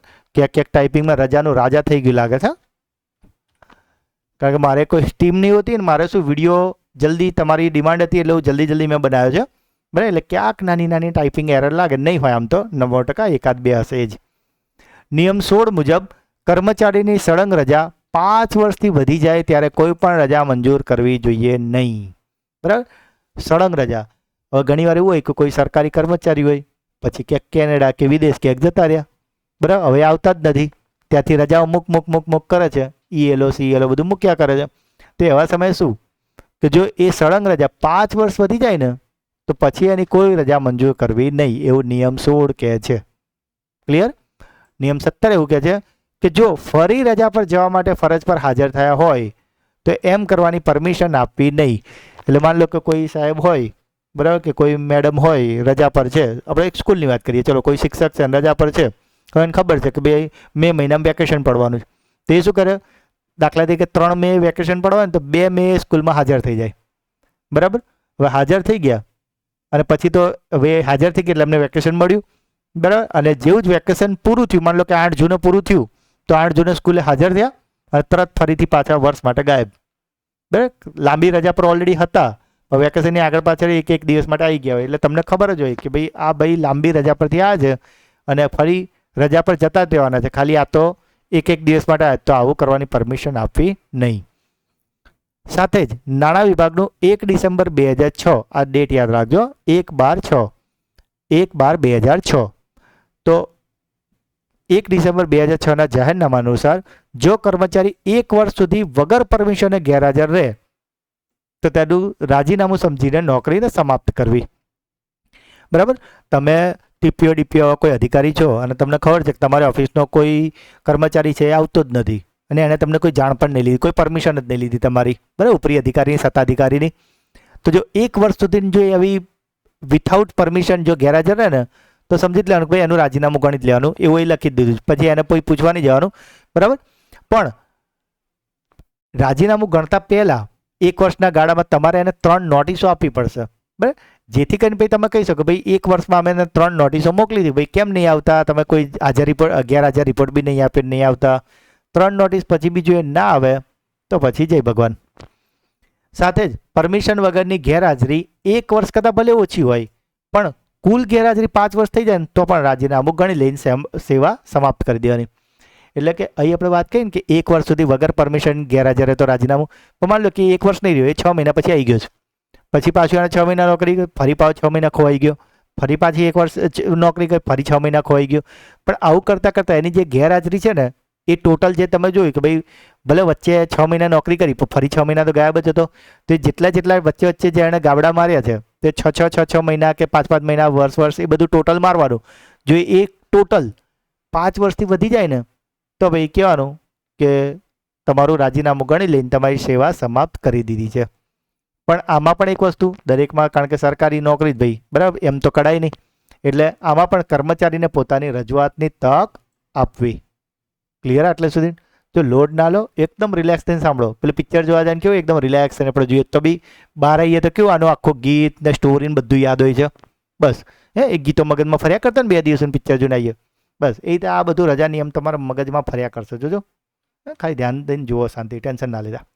નિયમ 18 મુજબ રાજ્ય બહારની સેવા માટે 120 દિવસ સુધી નિયોજક રજા મંજૂર કરી શકશે. બરાબર. 120 દિવસ સુધી જે એનો નિયોજક હશે, જે બધું આયોજન કરે, માની લો આપણે દેશી ભાષામાં સમજવા ટ્રાય કરીએ કે શાળાનો આચાર્ય હશે, બરાબર. નિયોજક એટલે આચાર્ય એવું નથી. હું તમને સમજાવવા માટે ઉદાહરણ આપું છું કે માની લો તમારા શાળાનો આચાર્ય છે, નિયોજક ગણીએ, તો એ 120 દિવસોની મજા મંજૂર કરી શકશે. પણ એવું લાગ્યું કે ભાઈ 120 દિવસ 4 મહિના કરતાં પણ વધારે છે, તો ત્યારબાદ સત્તાધિકારી, એટલે આપણે એવું સમજીએ ડીપીઓ જોડે, આ તમને યાદ રાખવા માટે કનેક્ટ કરું છું, બરાબર, કે ભાઈ 120 દિવસની પ્રિન્સિપાલે મંજૂરી કરી દીધી હતી, પણ એવું લાગ્યું 120 દિવસથી વધારે, તો કે ભાઈ તો ડીપીઓ જોડે મંજૂરી લેવી પડશે તમારે, એટલે કે સત્તાધિકારી જોડે મંજૂરી લેવી પડશે. ક્લિયર? નિયમ 20. તો નિયમ 20 શું કહે છે કે રજાના સમયગાળા દરમિયાન કોઈ નોકરી કરી શકશે નહીં. બરાબર. એટલે કે એવું નહીં કે તમે અહીંયા 1 મહિનો રજા મૂકી, બરાબર, તમારે જો બહુ રજાઓ પડી છે ને તમે રજા મૂકી દીધી અને એ રજામાં તમે ક્યાંક કોઈ પગારવાળી નોકરી લઈ લીધી, તો સમયગાળા દરમિયાન નોકરી કરી શકશો નહીં, પરંતુ પરીક્ષક જેવી કામગીરી મંજૂરીથી કરી શકશો. બરાબર. એટલે તમે વિચારો કે તમારી રજા છે, બરાબર, પણ તમને બોર્ડની પરીક્ષાનો ઓર્ડર આવી ગયો કે ભાઈ તમારે પેપર લઈને જવાનું છે, કાં તો નિરીક્ષક કે એવું કંઈક બનવાનું, કાં તો પેપર ચેક કરવાનું, ને એ બધા તમને કોઈક ઓર્ડર થઈ ગયા. તો જે એવો ઓર્ડર હોય, બરાબર, તમને મંજૂરી આપવામાં આવી હોય તો એ કામ તમે કરી શકો. પછી ભલે એમાં તમને મહેનતાણું અલગથી મળે, તમે બોર્ડની પરીક્ષામાં ગયા હોય તો પર ડે જે બી ભથ્થું નક્કી કર્યું એ તમને મળતું હોય અને પેલો પગાર તો ત્યાં તમને મળતો જ હોય, એટલે એમાં વાંધો નહીં. બરાબર. પરીક્ષક, નિરીક્ષક એ બધી કામગીરી તમે મંજૂરીથી કરી શકશો, પણ બીજી કોઈ નોકરી કરી શકશો નહીં, એવું નિયમ 20 કહે છે. બરાબર. તો અહીંયા ચાલો આપણે થોડી કઈ ટેકનિક સેટ કરી દઈએ. તો ભાઈ બીજી નોકરી કરવાની તો એટલે પછી અહીંનો બી પગાર લે ને અહીંનો બી, તો આ તો 420 કરી કહેવાય, એટલે 420. બરાબર. પેલું આવે ને પેલા જે આવું બધું કંઈક ગપલા કરતા એમને 420 કહેતા હોય, તો આપણે 400 જ નહીં પણ એનાથી 20 યાદ રાખવાનું. કે 20નો મતલબ શું કે કોઈ ગોટાળો, 420 એટલે કંઈ ગોટાળો. ગોટાળો શું કે એક નોકરીથી બી પગાર લે જોડે વેકેશનમાં બીજી બી નોકરી કર્યા, એ રીતે. બરાબર. ખાલી યાદ રાખવા માટે છે. નિયમ 21 મુજબ જો 1 વર્ષ જેટલી નોકરી કરીને કોઈ હંગામી કર્મચારી અન્ય જગ્યાએ 6 દિવસની અંદર નોકરી જોઈન કરી લે ને, તો જૂની જગ્યાએ ચડેલી રજા તેની નવી નોકરીના હિસાબમાં જમા કરવાની રહેશે. એટલે શું કે હંગામી કર્મચારી, બરાબર. એણે શું કર્યું, 1 વર્ષ જેટલી નોકરી કરી છે. પહેલી શરત તો એ કે ભાઈ એણે 1 વર્ષ તો મિનિમમ નોકરી કરેલી હોવી જોઈએ. આ પહેલી કન્ડિશન, હા, પહેલી જ લીટીમાં પહેલી કન્ડિશન આવી ગઈ. માની લો કે કોઈ હંગામી કર્મચારી છે, એણે 1 વર્ષ નોકરી કરી લીધી, હવે એને એ નોકરી ચેન્જ કરી અને બીજી નોકરી પર ગયો, બરાબર. હવે એ 6 દિવસ પછી, અઠવાડિયા પછી જો બીજી નોકરી જાય તો પછી એનું બધું ત્યાં પૂરું થઈ ગયું. પણ માની લો કે 6 દિવસની અંદર જ નવી નોકરી જોઈન કરી લે ને, તો જે પણ એની જૂની નોકરી, જે પણ રજાઓ હતી ને, એ બધી હિસાબમાં જમા કરવાની થાય કે ભાઈ આગલી નોકરીમાં એની 10 રજાઓ પડી હતી તો એ 10 અહીંયા કેરી ફોરવર્ડ થાય. ક્લિયર? ઓકે. નિયમ 22 મુજબ જો નોકરીમાંથી છૂટા કરી દેવામાં આવે તો અથવા તો રાજીનામું આપી દે તો રજાની સિલકનો અંત આવી જાય છે, બરાબર. તમારે જો ગમે તેટલી રજા હતી પણ તમે હવે નોકરીમાંથી રાજીનામું આપ્યા એટલે હવે બધું પૂરું થઈ જાય. માની લો અત્યારે તમે કોઈ જગ્યાએ નોકરી કરો છો, બરાબર, તમને કોઈ બીજી સારી નોકરી મળી પણ એક અલગ જ ફિલ્ડની છે અને તમે અહીંયા રાજીનામું આપી દીધું, તો પછી તમે પેલા બીજા ફિલ્ડમાં જઈને એવું ના કહેવાય કે ભાઈ મારી ત્યાં 200 રજા બાકી છે તો હું એ 200 રજા ભોગવું ના. એ રજાની સિલકનો અંત આવી ગયો. કારણ કે જ્યારે તમે રજા એ સિલકનો અંત આવે તેમાંથી પ્રાપ્ત રજાનું અડધી રજાનું, જે તમારી પ્રાપ્ત રજા હોય ને એમાંથી અડધી રજાનું રોકડમાં રૂપાંતર કરી શકો છો, બરાબર, પણ ભોગવી શકશો નહીં. રોકડમાં રૂપાંતર એટલે તમારી જે રજા, માનો 300 રજા હોય તો એમાં અડધી રજા 150 રજાનું રોકડમાં રૂપાંતર, એટલે જે તમારો પગાર હોય ને, જે ગણતરી હોય ને, એ પ્રમાણે તમને કેશ પૈસા આપી દે. પણ પછી ત્યાં પછી એ બધી રજાની સિલકનો અંત આવી ગયો. ક્લિયર આટલે સુધી? ઓકે મિત્રો, વિડીયોને લાઇક કર્યો છે કે નહીં? તમને આ ભૂલી જાઓ છો, વારે ઘડી મારે યાદ કરાવવું પડે છે. લાઇક કરવાનું છે, કોમેન્ટ કરવાની છે અને સબસ્ક્રાઈબ ના કરી હોય તો કરવાની જ છે, બરાબર. અને હવે હકથી કહીશ તમને, પરીક્ષા હોય ને એટલે તમે વિડીયો જો છે એવું નહીં. પરીક્ષા હોય કે ના હોય, દરરોજ સવારે 15 મિનિટ મારા માટે તમારે કરંટ અફેર્સના વિડીયો તો જોવાના જ છે, જેથી કહીને આ તમને અત્યારે નહીં ખબર પડે. જ્યારે તમે આજથી 6 મહિના પછી, જે એપ્રિલમાં તમને ખ્યાલ હોય તો કહી દઉં કે નાયબ મામલતદાર એ બધી ક્લાસ 1 to જીપીએસસીની પરીક્ષા આવવાની. પછી તમે એપ્રિલમાં જ્યારે નોટિફિકેશન જોશો ને પછી તમે ઓગસ્ટમાં પરીક્ષા પછી તમે વાંચવા બેસો ને, એનો કોઈ મતલબ નહીં. મિત્રો, તૈયારી રાતોરાત ના થાય. એ રોજે રોજ નાના નાના પ્રયત્ન કરવા પડે, એ જ એક દિવસ મોટી જીત અપાવે. અને હું એટલે જ વારે ઘડીએ કહું છું, જે માણસ આ વાત શોર્ટમાં સમજી ગયો હશે ને, એને આનો ફરક 8 મહિના પછી તમને એની કોમેન્ટ આપણા ક્યાંક કોમેન્ટ બોક્સમાં જોવા મળશે કે સરની ચેનલનું રેગ્યુલર ફોલો કરતો મને આટલો મોટો ફાયદો થયો. ચલો, નિયમ 24 એવું કહે છે કે રજા અરજીનો નમૂનો 1માં છે, બરાબર. તો અહીંયા તમને પૂછે કે નમૂના 1માં શું હોય છે? તો રજાની અરજી. કાં તો પૂછે કે ભાઈ નિયમ 24માં શું હોય? તો રજા અરજીનો નમૂનો 1, બરાબર. નિયમ 25માં રજાનો હિસાબ એટલે કે નમૂનો 2. તો નમૂનો 1માં શું હોય? રજા અરજી. નમૂનો 2માં શું હોય? રજાનો હિસાબ. ક્લિયર? એટલે શું, આ ચિંતા ના કરો, બધા નમૂના તમને તૈયાર કરાવડાવી દઈશ. એવી રીતે તૈયાર, હજુ હમણાં આગળ સ્લાઇડો જવા દો, કંટાળતા નહીં ખાલી, બરાબર. આ બધા નમૂનાને આપણે નમૂના બનાવી દઈશું, બરાબર. એ તો આપણે એટલા સ્માર્ટ બની કે આ બધા નમૂના જ રહી જશે. આપણે સ્માર્ટ, બરાબર, આપણે નમૂના નહીં બનવાનું આ લોકો સામે. નિયમ 26 મુજબ રજા મંજૂર કરતા પહેલા સત્તાધિકારી જોડેથી અહેવાલ મેળવવાનો રહેશે, પરંતુ સાથે જ જો જલ્દી અહેવાલ ના આવે તો કામચલાઉ 60 દિવસની રજા મંજૂર કરી શકાશે. મિત્રો, આ શું કે 26 નંબર કે કોઈ રજા હોય ને, બરાબર, હમણાં જ આપણે ઉપર વાત કરી કે ભાઈ 120 દિવસની રજા હતી ને બધી વાત થઈ હતી ને, એને જેવું કે કોઈ રજા છે, બરાબર, એના માટે તમારે પરમિશન લેવાની છે. તમે દાખલા સ્કૂલમાં ટીચર છો, તમે ડીપીઓને મોકલી દીધું, સરકારી નોકરી કરો છો, બરાબર, તમે તો ડીપીઓ જોડે મોકલી. હા, પણ ડીપીઓ એ શું મંજૂરી, હવે એક વસ્તુ ડીપીઓ હોય ક્લાસ 1 અધિકારી હોય એટલે એમનું બહુ બધા કામ હોય, તો કંઈ એના આખા જિલ્લામાં તમારી જ અરજી લઈને બેઠા ના હોય, એટલે બની શકે કે તમારી પરમિશન આવતા વાર લાગી જાય. હવે તમારે આ બાજુ અર્જન્ટ હતું તો એવા ટાઈમે શું થાય કે જો પરમિશન જલ્દી નહીં આવી ને તો તમને કામ ચલાવ ટેમ્પરરી 60 દિવસની રજા મંજૂર કરી શકાશે.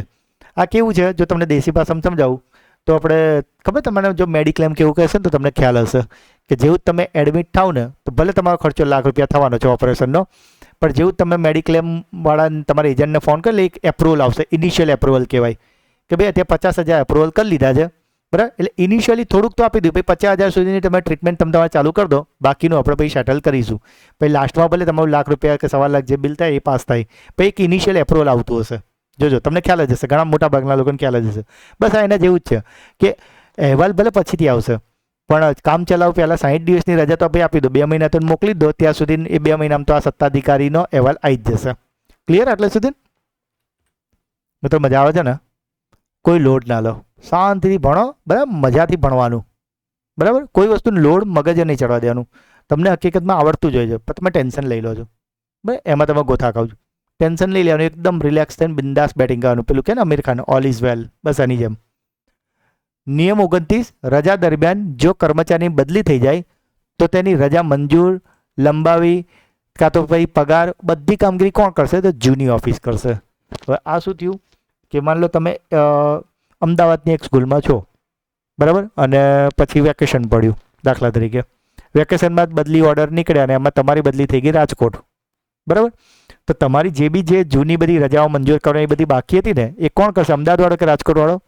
તો યસ, તમારી જૂની ઓફિસ હતી અમદાવાદ, તો આ જૂની ઓફિસ અમદાવાદ, તો અમદાવાદવાળા આ બધી કામગીરી કરશે. ક્લિયર? નિયમ 32 શું કહે છે કે તબીબી મંડળની રચના કરવામાં આવે છે, બરાબર. તો તબીબી મંડળની રચના, તો અત્યારે તો એવું છે કે દરેક જિલ્લામાં એક તબીબી મંડળ હોય જ છે, પણ જો તમને પૂછે સ્થાયી મંડળ કયા કયા છે, તો સ્થાયી મંડળ આપણા 4 છે. આ મોસ્ટ એમપી જે પરીક્ષામાં પૂછાય છે. તો 4 કયા કયા? સુરત, વડોદરા, રાજકોટ અને અમદાવાદ. ફરીથી એકવાર, સુરત, વડોદરા, રાજકોટ, અમદાવાદ.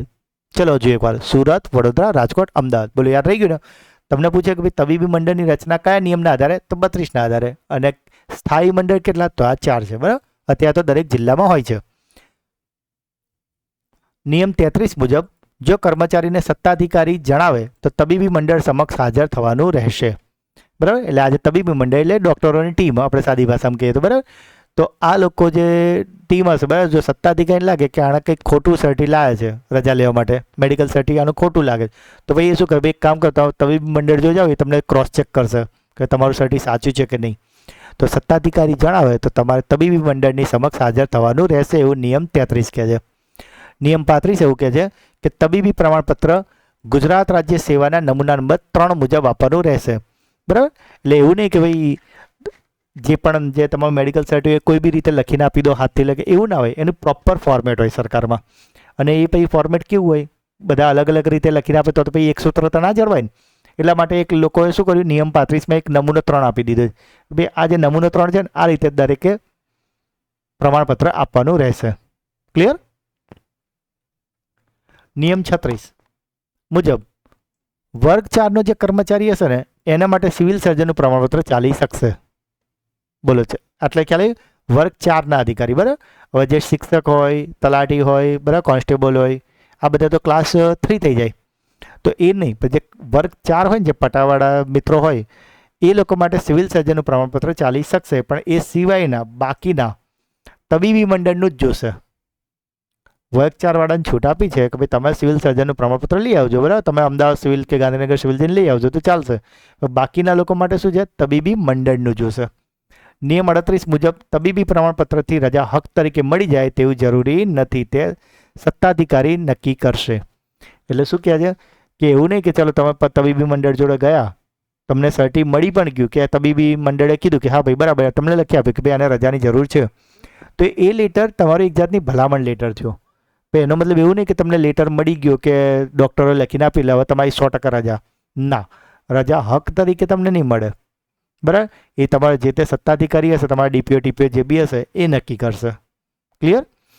નિયમ 39 મુજબ જો ખાતામાં રજા હોય તો 1 વર્ષ જેટલી રજા મંજૂર કરી શકાય, પરંતુ તબીબી મંડળ કાયમી અશક્ત જાહેર કરે તો નોકરીમાંથી છૂટા જાહેર કરવા જોઈએ, બરાબર. તબીબી મંડળ ડૉક્ટરો એવું કહી દીધું કે ભાઈ આ નોકરી કરવા માટે નથી અત્યારે કેપેબલ, બરાબર.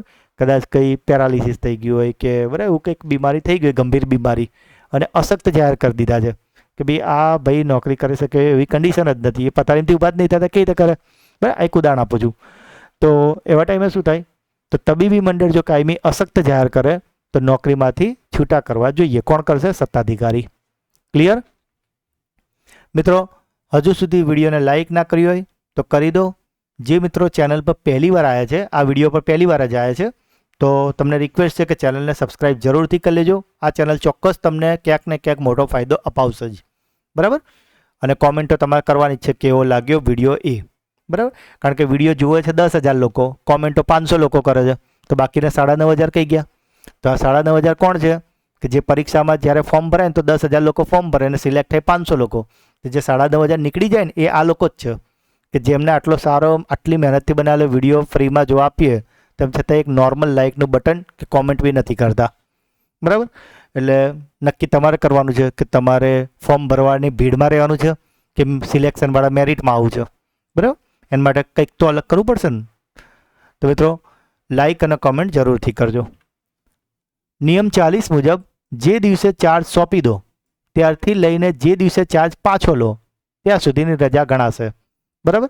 એટલે કે તમે 1 થી 10 તારીખ સુધી નોકરી કરી, 10 તારીખે તમે કહી દીધું કે હું હવે જઉં છું ગામડે, લો ભાઈ મારો ચાર્જ ફલાણા ભાઈને મેં આપ્યો છે, એટલે તમે 11 તારીખે ચાર્જ સોંપી દીધો, એટલે 11 તારીખથી તમારી રજા ચાલુ. 20 તારીખે તમે ગામથી પાછા આવી ગયા અને 21 તારીખે ફરી શાળા પર જઈને કહો લાવો ભાઈ મારો ચાર્જ હતો મને પાછો આપી દો, હું આવી ગયો છું, તો તમારી રજા કેટલી થઈ ગઈ? જે દિવસ તમે ચાર્જ આપ્યો ત્યારથી તમારી રજા ચાલુ થઈ. જે દિવસ 10 દિવસ પછી માની લો કે ચાર્જ પાછો લઈ લીધો, 10 દિવસ 15 દિવસ 20 દિવસ વોટેવર, તો એ તમારી જે વચ્ચેનો જે ટાઈમ હતો ને ચાર્જ સોંપ્યોથી લઈને ચાર્જ લીધો એ વચ્ચેનો જે ટાઈમ છે ને એ તમારી શું કહેવાય? રજા. રજા એટલે બીજું કશું જ નહીં કે અધિકૃત જે તમારા સત્તાધિકારી હોય ને એની પરવાનગીથી તમે જે ગેરહાજર રહો છો ને એ તમારી રજા. બરાબર. સત્તાધિકારીની પરમિશનથી તમે જે ગેરહાજર રહો છો, બરાબર, એ તમારી રજા. એટલે કે જો સોમવારે રજા ઉપર જાય તો શનિવારથી જઈ શકશે. કેમ? કારણ કે રવિવારની તો ઓલરેડી રજા જ છે, જાહેર રજા છે. બરાબર. એટલે રજા તમારી સોમવારથી છે પણ તમે શનિવારે જઈ શકો. એટલે કે તમે સ્કૂલમાં છો, તમને એવું કહે ભાઈ સોમવારથી આપણું વેકેશન પડે છે, તો સોમવારથી વેકેશન પડે, ઓલરેડી રવિવારે તો કોણ છે? જાહેર રજા છે.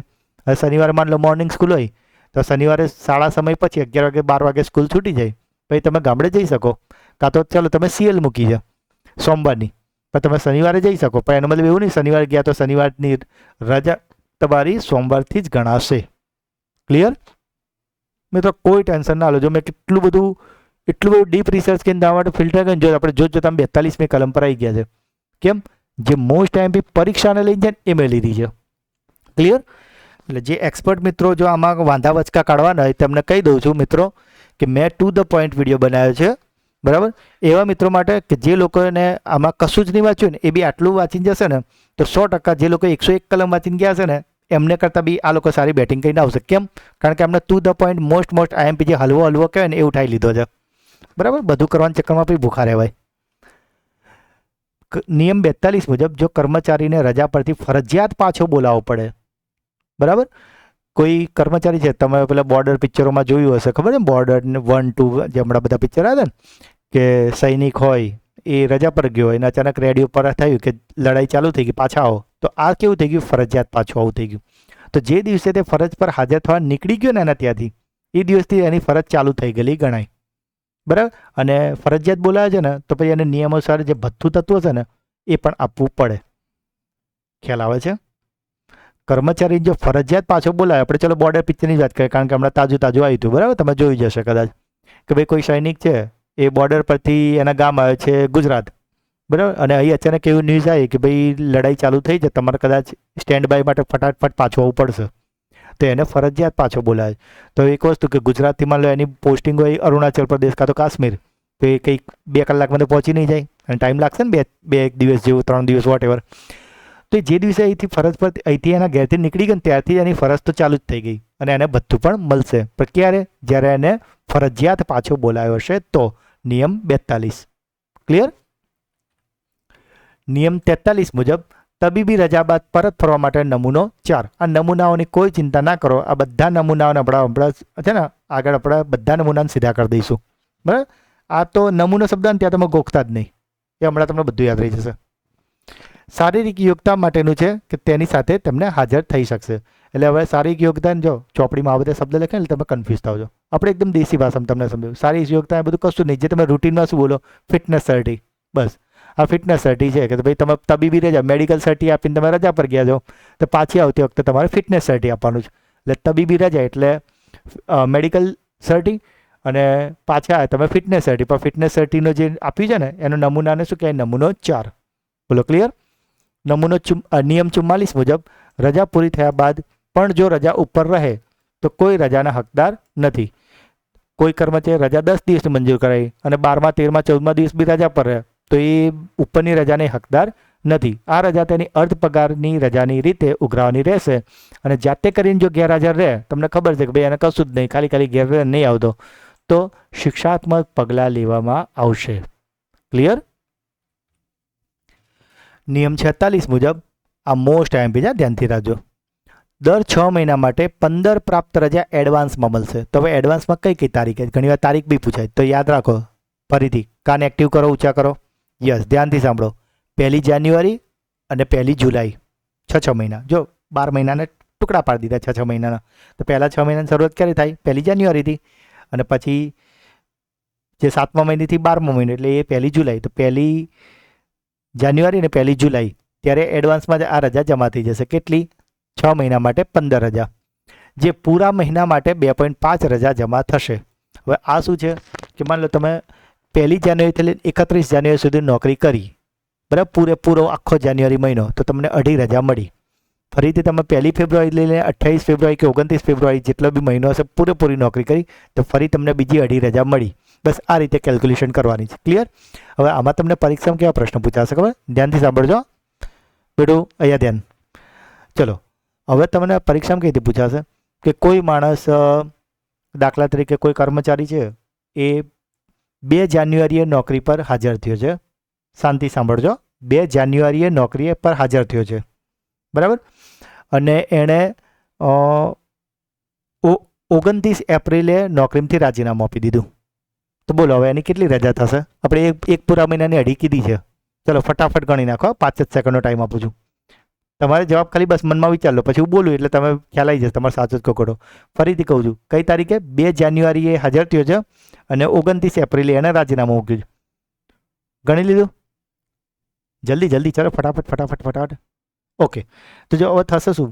અમુક મિત્રોએ એવું ગણ્યું હશે કે ભાઈ જાન્યુઆરીની 2.5, ફેબ્રુઆરી, માર્ચ ને એપ્રિલ એટલે 2.5 એટલે ટોટલ કેટલી થઈ? 10 રજા. બોલો આમાં 10 કેટલા કીધું? 10 ના આવે બેટા. કેમ? જાન્યુઆરી તમે જુઓ, જાન્યુઆરી કઈ તારીખ હતી? 2 તારીખ. તો 1 તારીખે તો નોકરી કરી જ નહીં, એટલે પૂરો મહિનો ગણાય? ના ગણાય. એટલે જાન્યુઆરી મહિનાની 2.5 રજા ભૂલી જ જવાની. સેમ વસ્તુ એપ્રિલમાં તમે આવી જાઓ. એપ્રિલમાં એને કઈ તારીખ હતી? 29 એપ્રિલ. એપ્રિલનો મહિનો તો 30નો હોય, તો એ પણ ભૂલી જાઓ. એટલે પૂરા મહિના તો એણે કયા નોકરી કરી? ફેબ્રુઆરીમાં પૂરી નોકરી કરી અને માર્ચમાં કરી. તો ફેબ્રુઆરી અને માર્ચ 2.5 તો ટોટલ કેટલી થઈ? 5. બોલો હવે ક્લિયર થયું? જો ના થયું હોય ને તો સ્લાઇડ વિડીયોની પાછળ હટાવીને ફરીથી એકવાર સાંભળી લેજો. ક્લિયર? ચલો નેક્સ્ટ. જો અસાધારણ રજા ભોગવેલી હોય તો 1/10 ઓછી જમી કરવાની થાય. હવે 1/10 વાળો કોન્સેપ્ટ શું છે? તો જો 50 રજા એણે લઈ લીધી છે, કેવી? અસાધારણ રજા. તો પછી આગલા મહિને જે 6 આવવાની છે ને, તો 1/10 એટલે 1/10 એટલે આ જે 50 રજા લીધી છે તો એનો 10માંથી 1 ભાગ ગણીએ એટલે કેટલી રજા? 5 રજા ઓછી જમા કરવાની થાય. એટલે જો 40 રજા થતી હોય તો 35 કરવાની, બરાબર, 25 રજા થતી હોય તો 20 કરવાની, એ રીતે. ક્લિયર? કોઈ કન્ફ્યુઝન ના થાવ, આવડશે. આ જ વસ્તુ પૂછાય છે પરીક્ષામાં. જો અમારી પ્રશ્ન પૂછવાય ને, માની લો મને જ કોઈ પૂછવાય ને, હું પેપર કાઢવા બેસું તો હું કેવો પ્રશ્ન કાઢું? જે મેં હમણાં તમને પૂછ્યો ને કે ફલાણી તારીખે હાજર થયો, ફલાણી તારીખે રિટાયર થયો, તો બોલો કેટલી રજા થશે? બસ આમાં મારે એ જ કેલ્ક્યુલેશન જોવાનું કે કોઈ માણસ જાન્યુઆરી, ફેબ્રુઆરી, માર્ચ, એપ્રિલ 4 ગણીને સીધી 10 લખી દે છે કે શું કરે છે? અને ઓપ્શનમાં હું શું કરું? 10 પહેલો જ રાખું. એટલે તમે સીધું ફટાક દઈને ટીક કરો. પછી પેપર તો સાવ સહેલું, પછી મેરિટમાં આપણે જ નીકળી ગયા હોય. પણ આવું ધ્યાન રાખવાનું હોય કે ભાઈ પહેલો મહિનામાં બીજી તારીખ કીધી હતી સાહેબે, અને ચોથા મહિનામાં 29, એટલે પહેલો ને છેલ્લો મહિનો સાહેબે પૂરો નથી લીધો એટલે એ ગણવાનો જ નહીં. બરાબર? બસ આવી નાની વસ્તુઓને ખાલી ધ્યાન રાખવાની છે. બરાબર? અને એ વસ્તુ હું તમને વિડીયોમાં શીખવું છું. એટલે આપણા વિડીયો છે ને દોસ્તો રેગ્યુલર જોજો. એક્ઝામ પતે ને પછી બી જોજો. નિયમ 47 મુજબ એલટીસીનું પ્રાપ્ત રજાનું 10 દિવસનું રોકડમાં રૂપાંતર. હવે મિત્રો એલટીસી તમને ખ્યાલ હશે કે જે સરકારી કર્મચારી હોય તો ખબર છે એમને એલટીસી મળતું હોય, ફરવા જાય ટૂર પર, સાદી ભાષામાં વાત કરું તો જે એલટીસી પર ફરવા જાય ને તો એમાં એમને 10 દિવસનું જે એમની હોય ને રજાઓ એનું રોકડમાં રૂપાંતર મળે. એટલે બધા નહીં કહેતા એલટીસી મળ્યું. એલટીસી બીજું કશું નહીં, એમની 10 દિવસની જે રજા છે ને એનું રોકડમાં રૂપાંતર થઈ ગયું, અને પ્લસ એમને ટિકિટ ભાડું મળી જાય. જે સરકારી બસમાં કે ટ્રેનમાં ગયા હોય ને એટલે ઓલરેડી એમને ટિકિટ મળી ગઈ, પ્લસ આ 10 દિવસોની જે રજા છે ને એને રોકડમાં રૂપાંતર એટલે એટલા કેશ તમને આપી દીધા, એટલે તમારે ફરવા જવાની ટિકિટ બી આપી દીધી અને જોડે ત્યાં વાપરવાના પૈસા બી આપી દીધા. એને સાદી ભાષામાં કે એલટીસી. સરકારી કર્મચારી બની જાઓ, પરીક્ષા પાસ કરી લો, પછી એલટીસી. પણ આખી નોકરી દરમિયાન 60 જેટલી જ લઈ શકાશે. એટલે એનો મતલબ આપણે એવું કહી શકીએ કે ભાઈ 6 વાર એલટીસી લઈ શકાય, લમસમ ગણીએ તો. બરાબર? એના સ્લોટ બહાર પડતા હોય. કારણ કે 10 દિવસનું એકવાર તમે એલટીસી લીધું એટલે 10 દિવસનું રોકડમાં રૂપાંતર કર્યું. બીજી વાર ગયા ત્યારે બીજી વાર 10 એટલે 20 દિવસ, 20 દિવસની રજાનું રોકડમાં, ત્રીજી વાર, ચોથી વાર, પાંચમી વાર, પછી છઠ્ઠી વાર જશો ને એટલે 60 થઈ જશે, કારણ કે આખી નોકરી દરમિયાન 60 દિવસની રોકડનું 60 દિવસની રજાનું રોકડમાં રૂપાંતર કરી શકાશે. પરંતુ એલટીસી એવું નહીં કે તમે પછી ભાઈ કોઈક પ્રાઇવેટમાં જોબ કરો છો, અત્યારે તમે કાલે ઉઠીને લો એઈઆઈની કોઈ પરીક્ષા આપી, દાખલા તરીકે તમે પાસ થઈ ગયા, એટલે જેવું જ લાગે ને કે ભાઈ અમારા સાહેબે શીખવાડ્યું છે, અમે હવે સરકારી કર્મચારી છે, લાવો ચલો અમે એલટીસી. ના, એલટીસી માટે 1 વર્ષની નોકરી તો હોવી જ જોઈએ, બરાબર? એટલે પહેલાં 1 વર્ષ તો શાંતિથી ઠરીને નોકરી કંઈ સેટ થઈ જવાનું. પહેલાં પતિ પત્ની બંને સરકારી કર્મચારી હોય, બરાબર?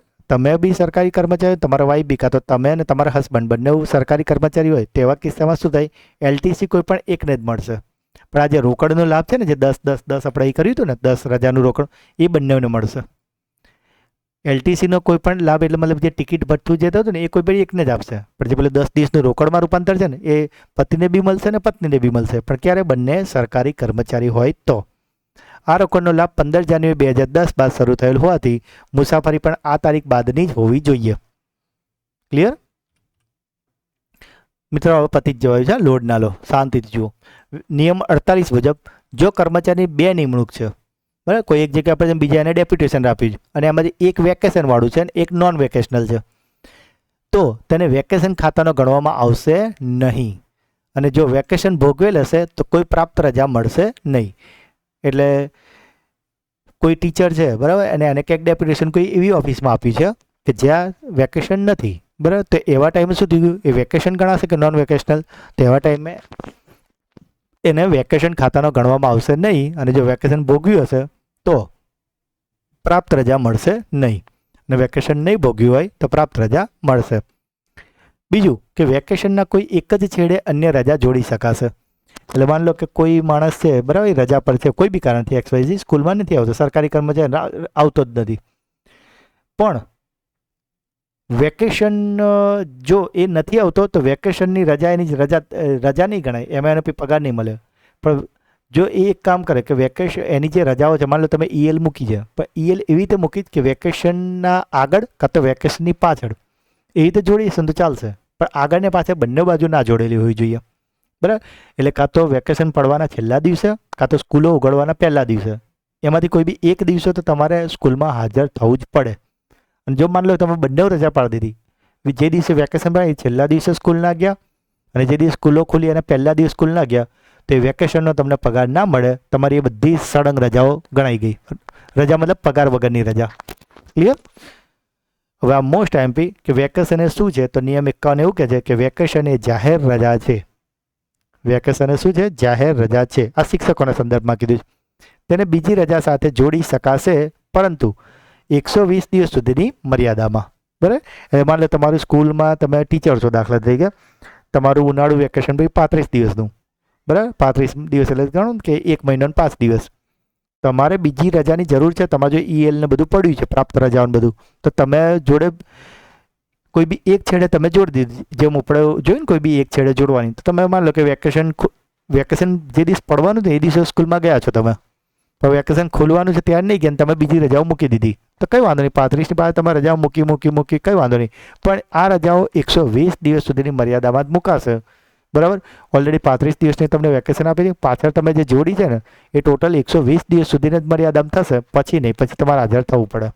અને આ રજા આગળ કે પાછળ કોઈ પણ એક જગ્યાએ જોડી શકાશે. જેમ આપણે વાત કરીને બંને બાજુ જો રજા પડો ને તો પછી તમારી એ વેકેશનનો પગાર ના મળે, એટલે કોઈ પણ એક દિવસે તમારે હાજર રહેવું જોઈએ.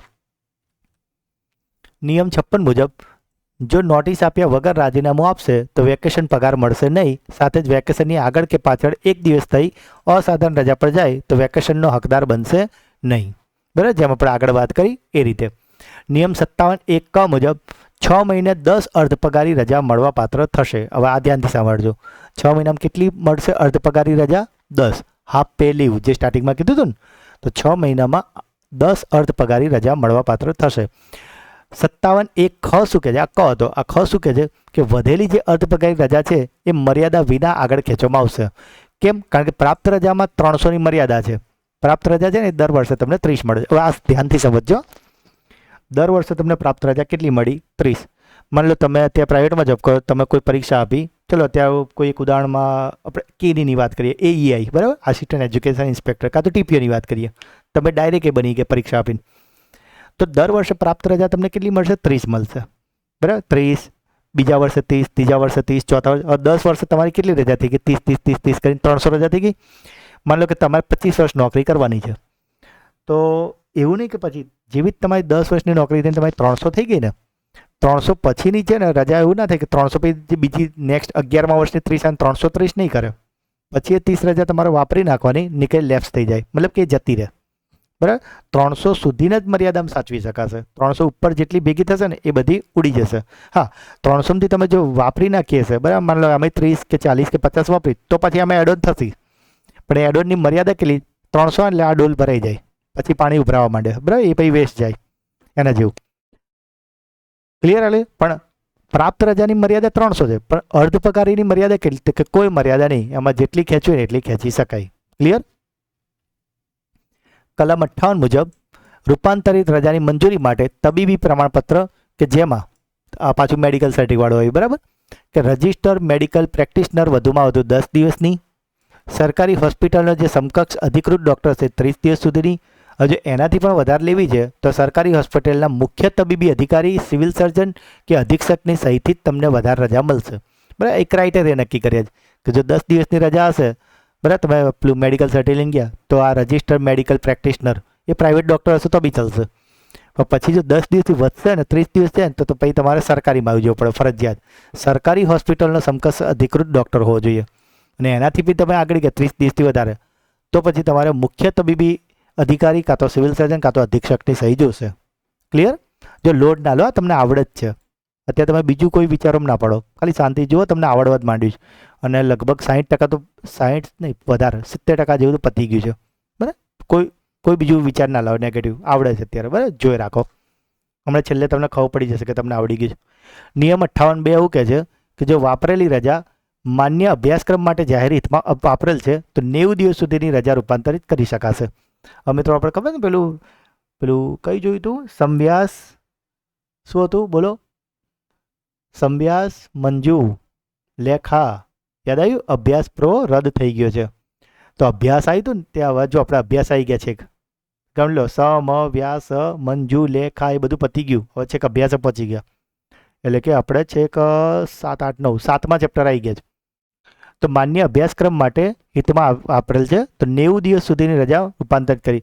માન્ય અભ્યાસક્રમ એટલે કેવું કે તમે માની લો જોબ પર છો ને તમે કોઈ બીજી ડિગ્રી માટે ગયા છો બરાબર, તમને એવું ખબર પડી કે ભાઈ હું અત્યારે PTC કરીને આવ્યો, મારે BEd કરવું પડશે, એવો કોઈ માન્ય અભ્યાસક્રમ માટે જાઓ છો ને તો 90 દિવસ સુધીની રજા તમારી રૂપાંતરિત કરી શકાશે.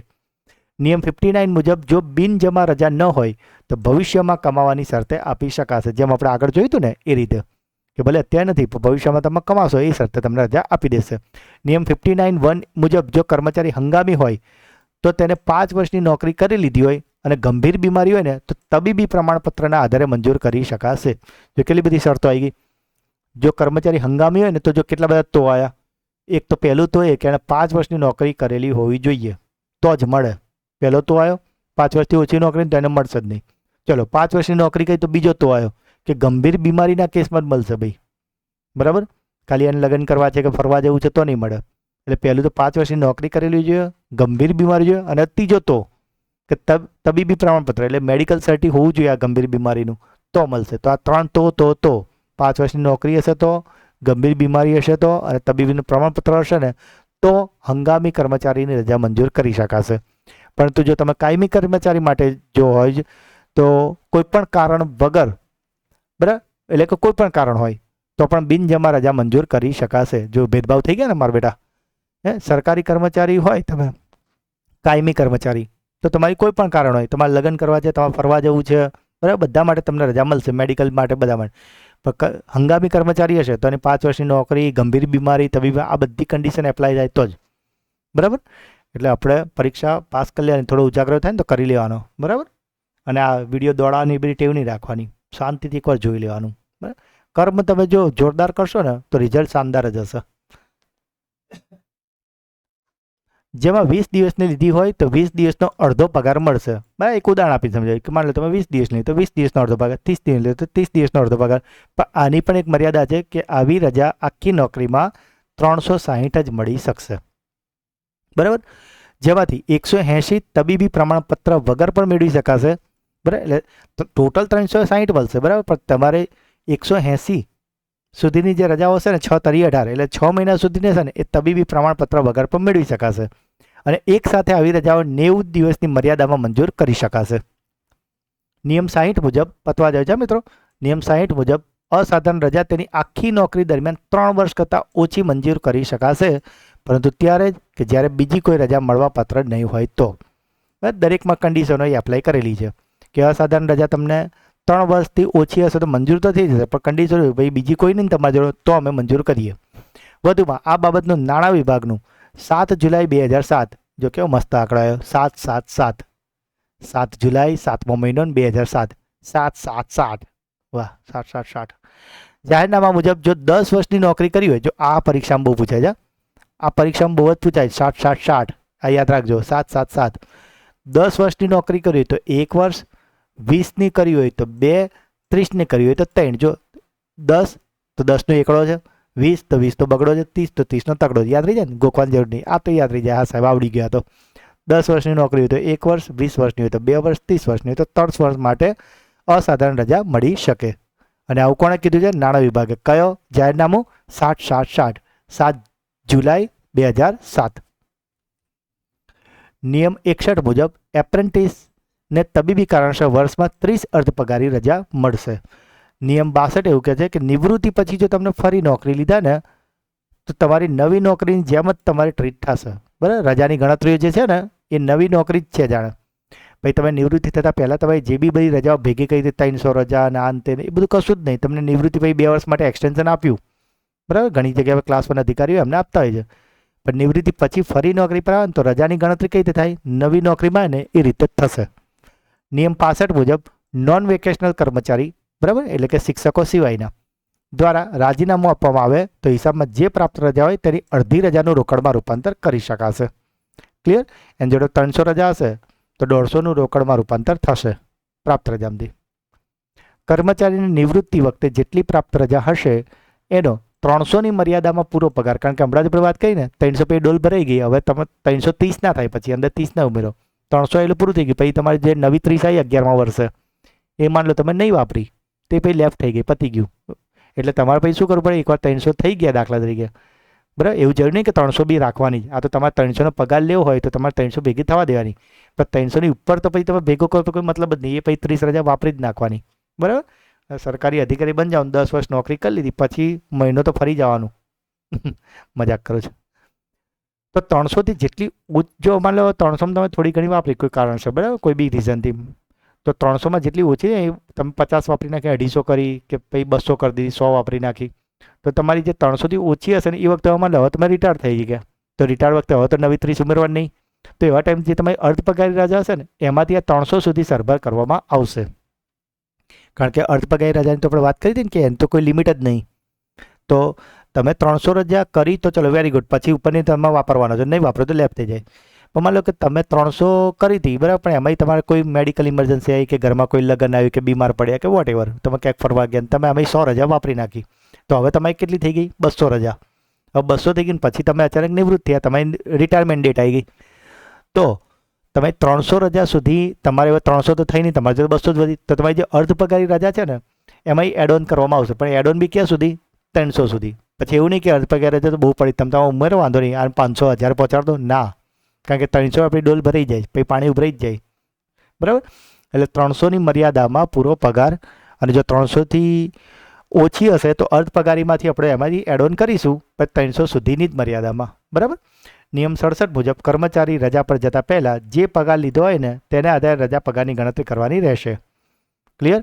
અને અસાધારણ રજા પગારને પાત્ર નથી. એટલે તમે જ્યાં રજા પર ગયા ને તો તમારે જે છેલ્લો પગાર લીધો હતો ને એમાં તમારો જે બી સ્કેલ લખ્યો છે ને એ પ્રમાણે રજાના પગારની ગણતરી થાય. તમને જેટલા, માન લો કે તમારે 10 દિવસની રજાનો પગાર આપવો છે તમને, પણ એમાં 1 દિવસની રજાનો પગાર કેટલો ગણવાનો? તો એ કઈ રીતે નક્કી થાય? તમારે જે છેલ્લો પગાર લીધો હતો ને એ પ્રમાણે રજા પર જતા પહેલાં જે છેલ્લો પગાર લીધો ને એમાં જે રીતે પર ડે જે નક્કી થતું હોય ને એ પ્રમાણે આખી બધી ગણતરી થતી હોય છે. નિયમ 69 મુજબ આ પાછું જો મસ્ત આવ્યું, મેટર્નિટી લીવ ને પેટર્નિટી લીવ વાળું, હા, 2થી વધારે જીવિત બાળકો ન હોય તેવી મહિલાઓને 180 દિવસની પ્રસૂતિ રજા મળશે, એટલે કે મેટર્નિટી લીવ. બરાબર. સરકારી કર્મચારી હોય, બરાબર, તમે ટીચર હોય ને માન લો કે મહિલા હોય, કોઈ બેન હોય અને એમને 2થી ઓછા બાળક હોય, પહેલું બાળક હોય કે પહેલું છે ને બીજું બાળક હોય, તો એમને કેટલા મહિના રજા મળશે? 180 દિવસની મેટર્નિટી લીવ મળશે. હવે એમાં છે ને એમનો પગાર તો ચાલુ જ રહેશે, પણ ક્યાં સુધી? 2 બાળક સુધી. હવે માન લો ત્રીજું બાળક આવ્યું તો પછી ના મળે. 2થી વધુ જીવિત બાળકો ના હોય, 2 બાળકો હોવા જોઈએ ટૂંકમાં. એટલે પહેલા છોકરા માટે મળે, બીજા છોકરા માટે મળે, એટલે ટૂંકમાં 2 વાર મળે. બરાબર. ત્રીજું છોકરું થાય તો પછી આ મેટર્નિટી લીવ ના મળે, પછી એમને એમની રજાઓ મૂકવી પડે. આ સિવાય 60 દિવસની અન્ય રજા પણ તબીબી પ્રમાણપત્ર વિના પણ મેળવી શકાશે. હવે તમને ખબર જ છે કે ભાઈ કોઈ બેને મેડિકલ રજા મૂકી દીધી, મેટર્નિટી લીવ લઈ લીધી 6 મહિના માટે, બરાબર. તો 6 મહિના પછી બી એને એવું લાગે કે ભાઈ મારું છોકરું નાનું છે, કાં તો નાના છોકરા બીમાર ને એવું રહેતા એટલે મમ્મીની જરૂર હોય, તો એ મધરને એવું લાગે કે ભાઈ 180 દિવસ એટલે 6 મહિના તો રજા પર છું, પણ મારે હજુ 2 મહિના છોકરા જોડે રહેવું પડશે, તો બીજા 2 મહિના એને એ રજા મૂકી શકશે અને એના માટે કોઈ એને મેડિકલ સર્ટી અલગથી આપવાની જરૂર નથી. બરાબર. હવે તમે ભાઈઓ જે હોય એ પાછું એવું ના કહેતા બેનોને કેવી શાંતિ, કોઈ શાંતિ નહીં હોતી બાપા, છોકરાઓ રાતે ઊંઘવા જ નહીં દેતા હોય એમના. સાથે જ આ રજા ફિક્સ પગાર કર્મચારીને પણ મળી શકે છે. જો 1 વર્ષથી નાનું બાળક દત્તક લેવામાં આવે, બરાબર, પેલી તો વાત થઈ કે ભાઈ પોતાનું છોકરું હતું, બરાબર, પ્રેગ્નન્સી હતી, તો એના માટે પહેલા અને બીજા માટે તો 180 દિવસની રજા મળી. પણ માન લો કોઈ દત્તક લઈએ તો રજા મળે? તો કે હા, જો બાળક 1 વર્ષથી નાનું હોય તો 180 દિવસની રજા મળી શકે છે. પરંતુ આના માટે પણ કન્ડિશન એ કે જો 2 બાળકો જીવિત હોય તો આ લાભ ન મળે.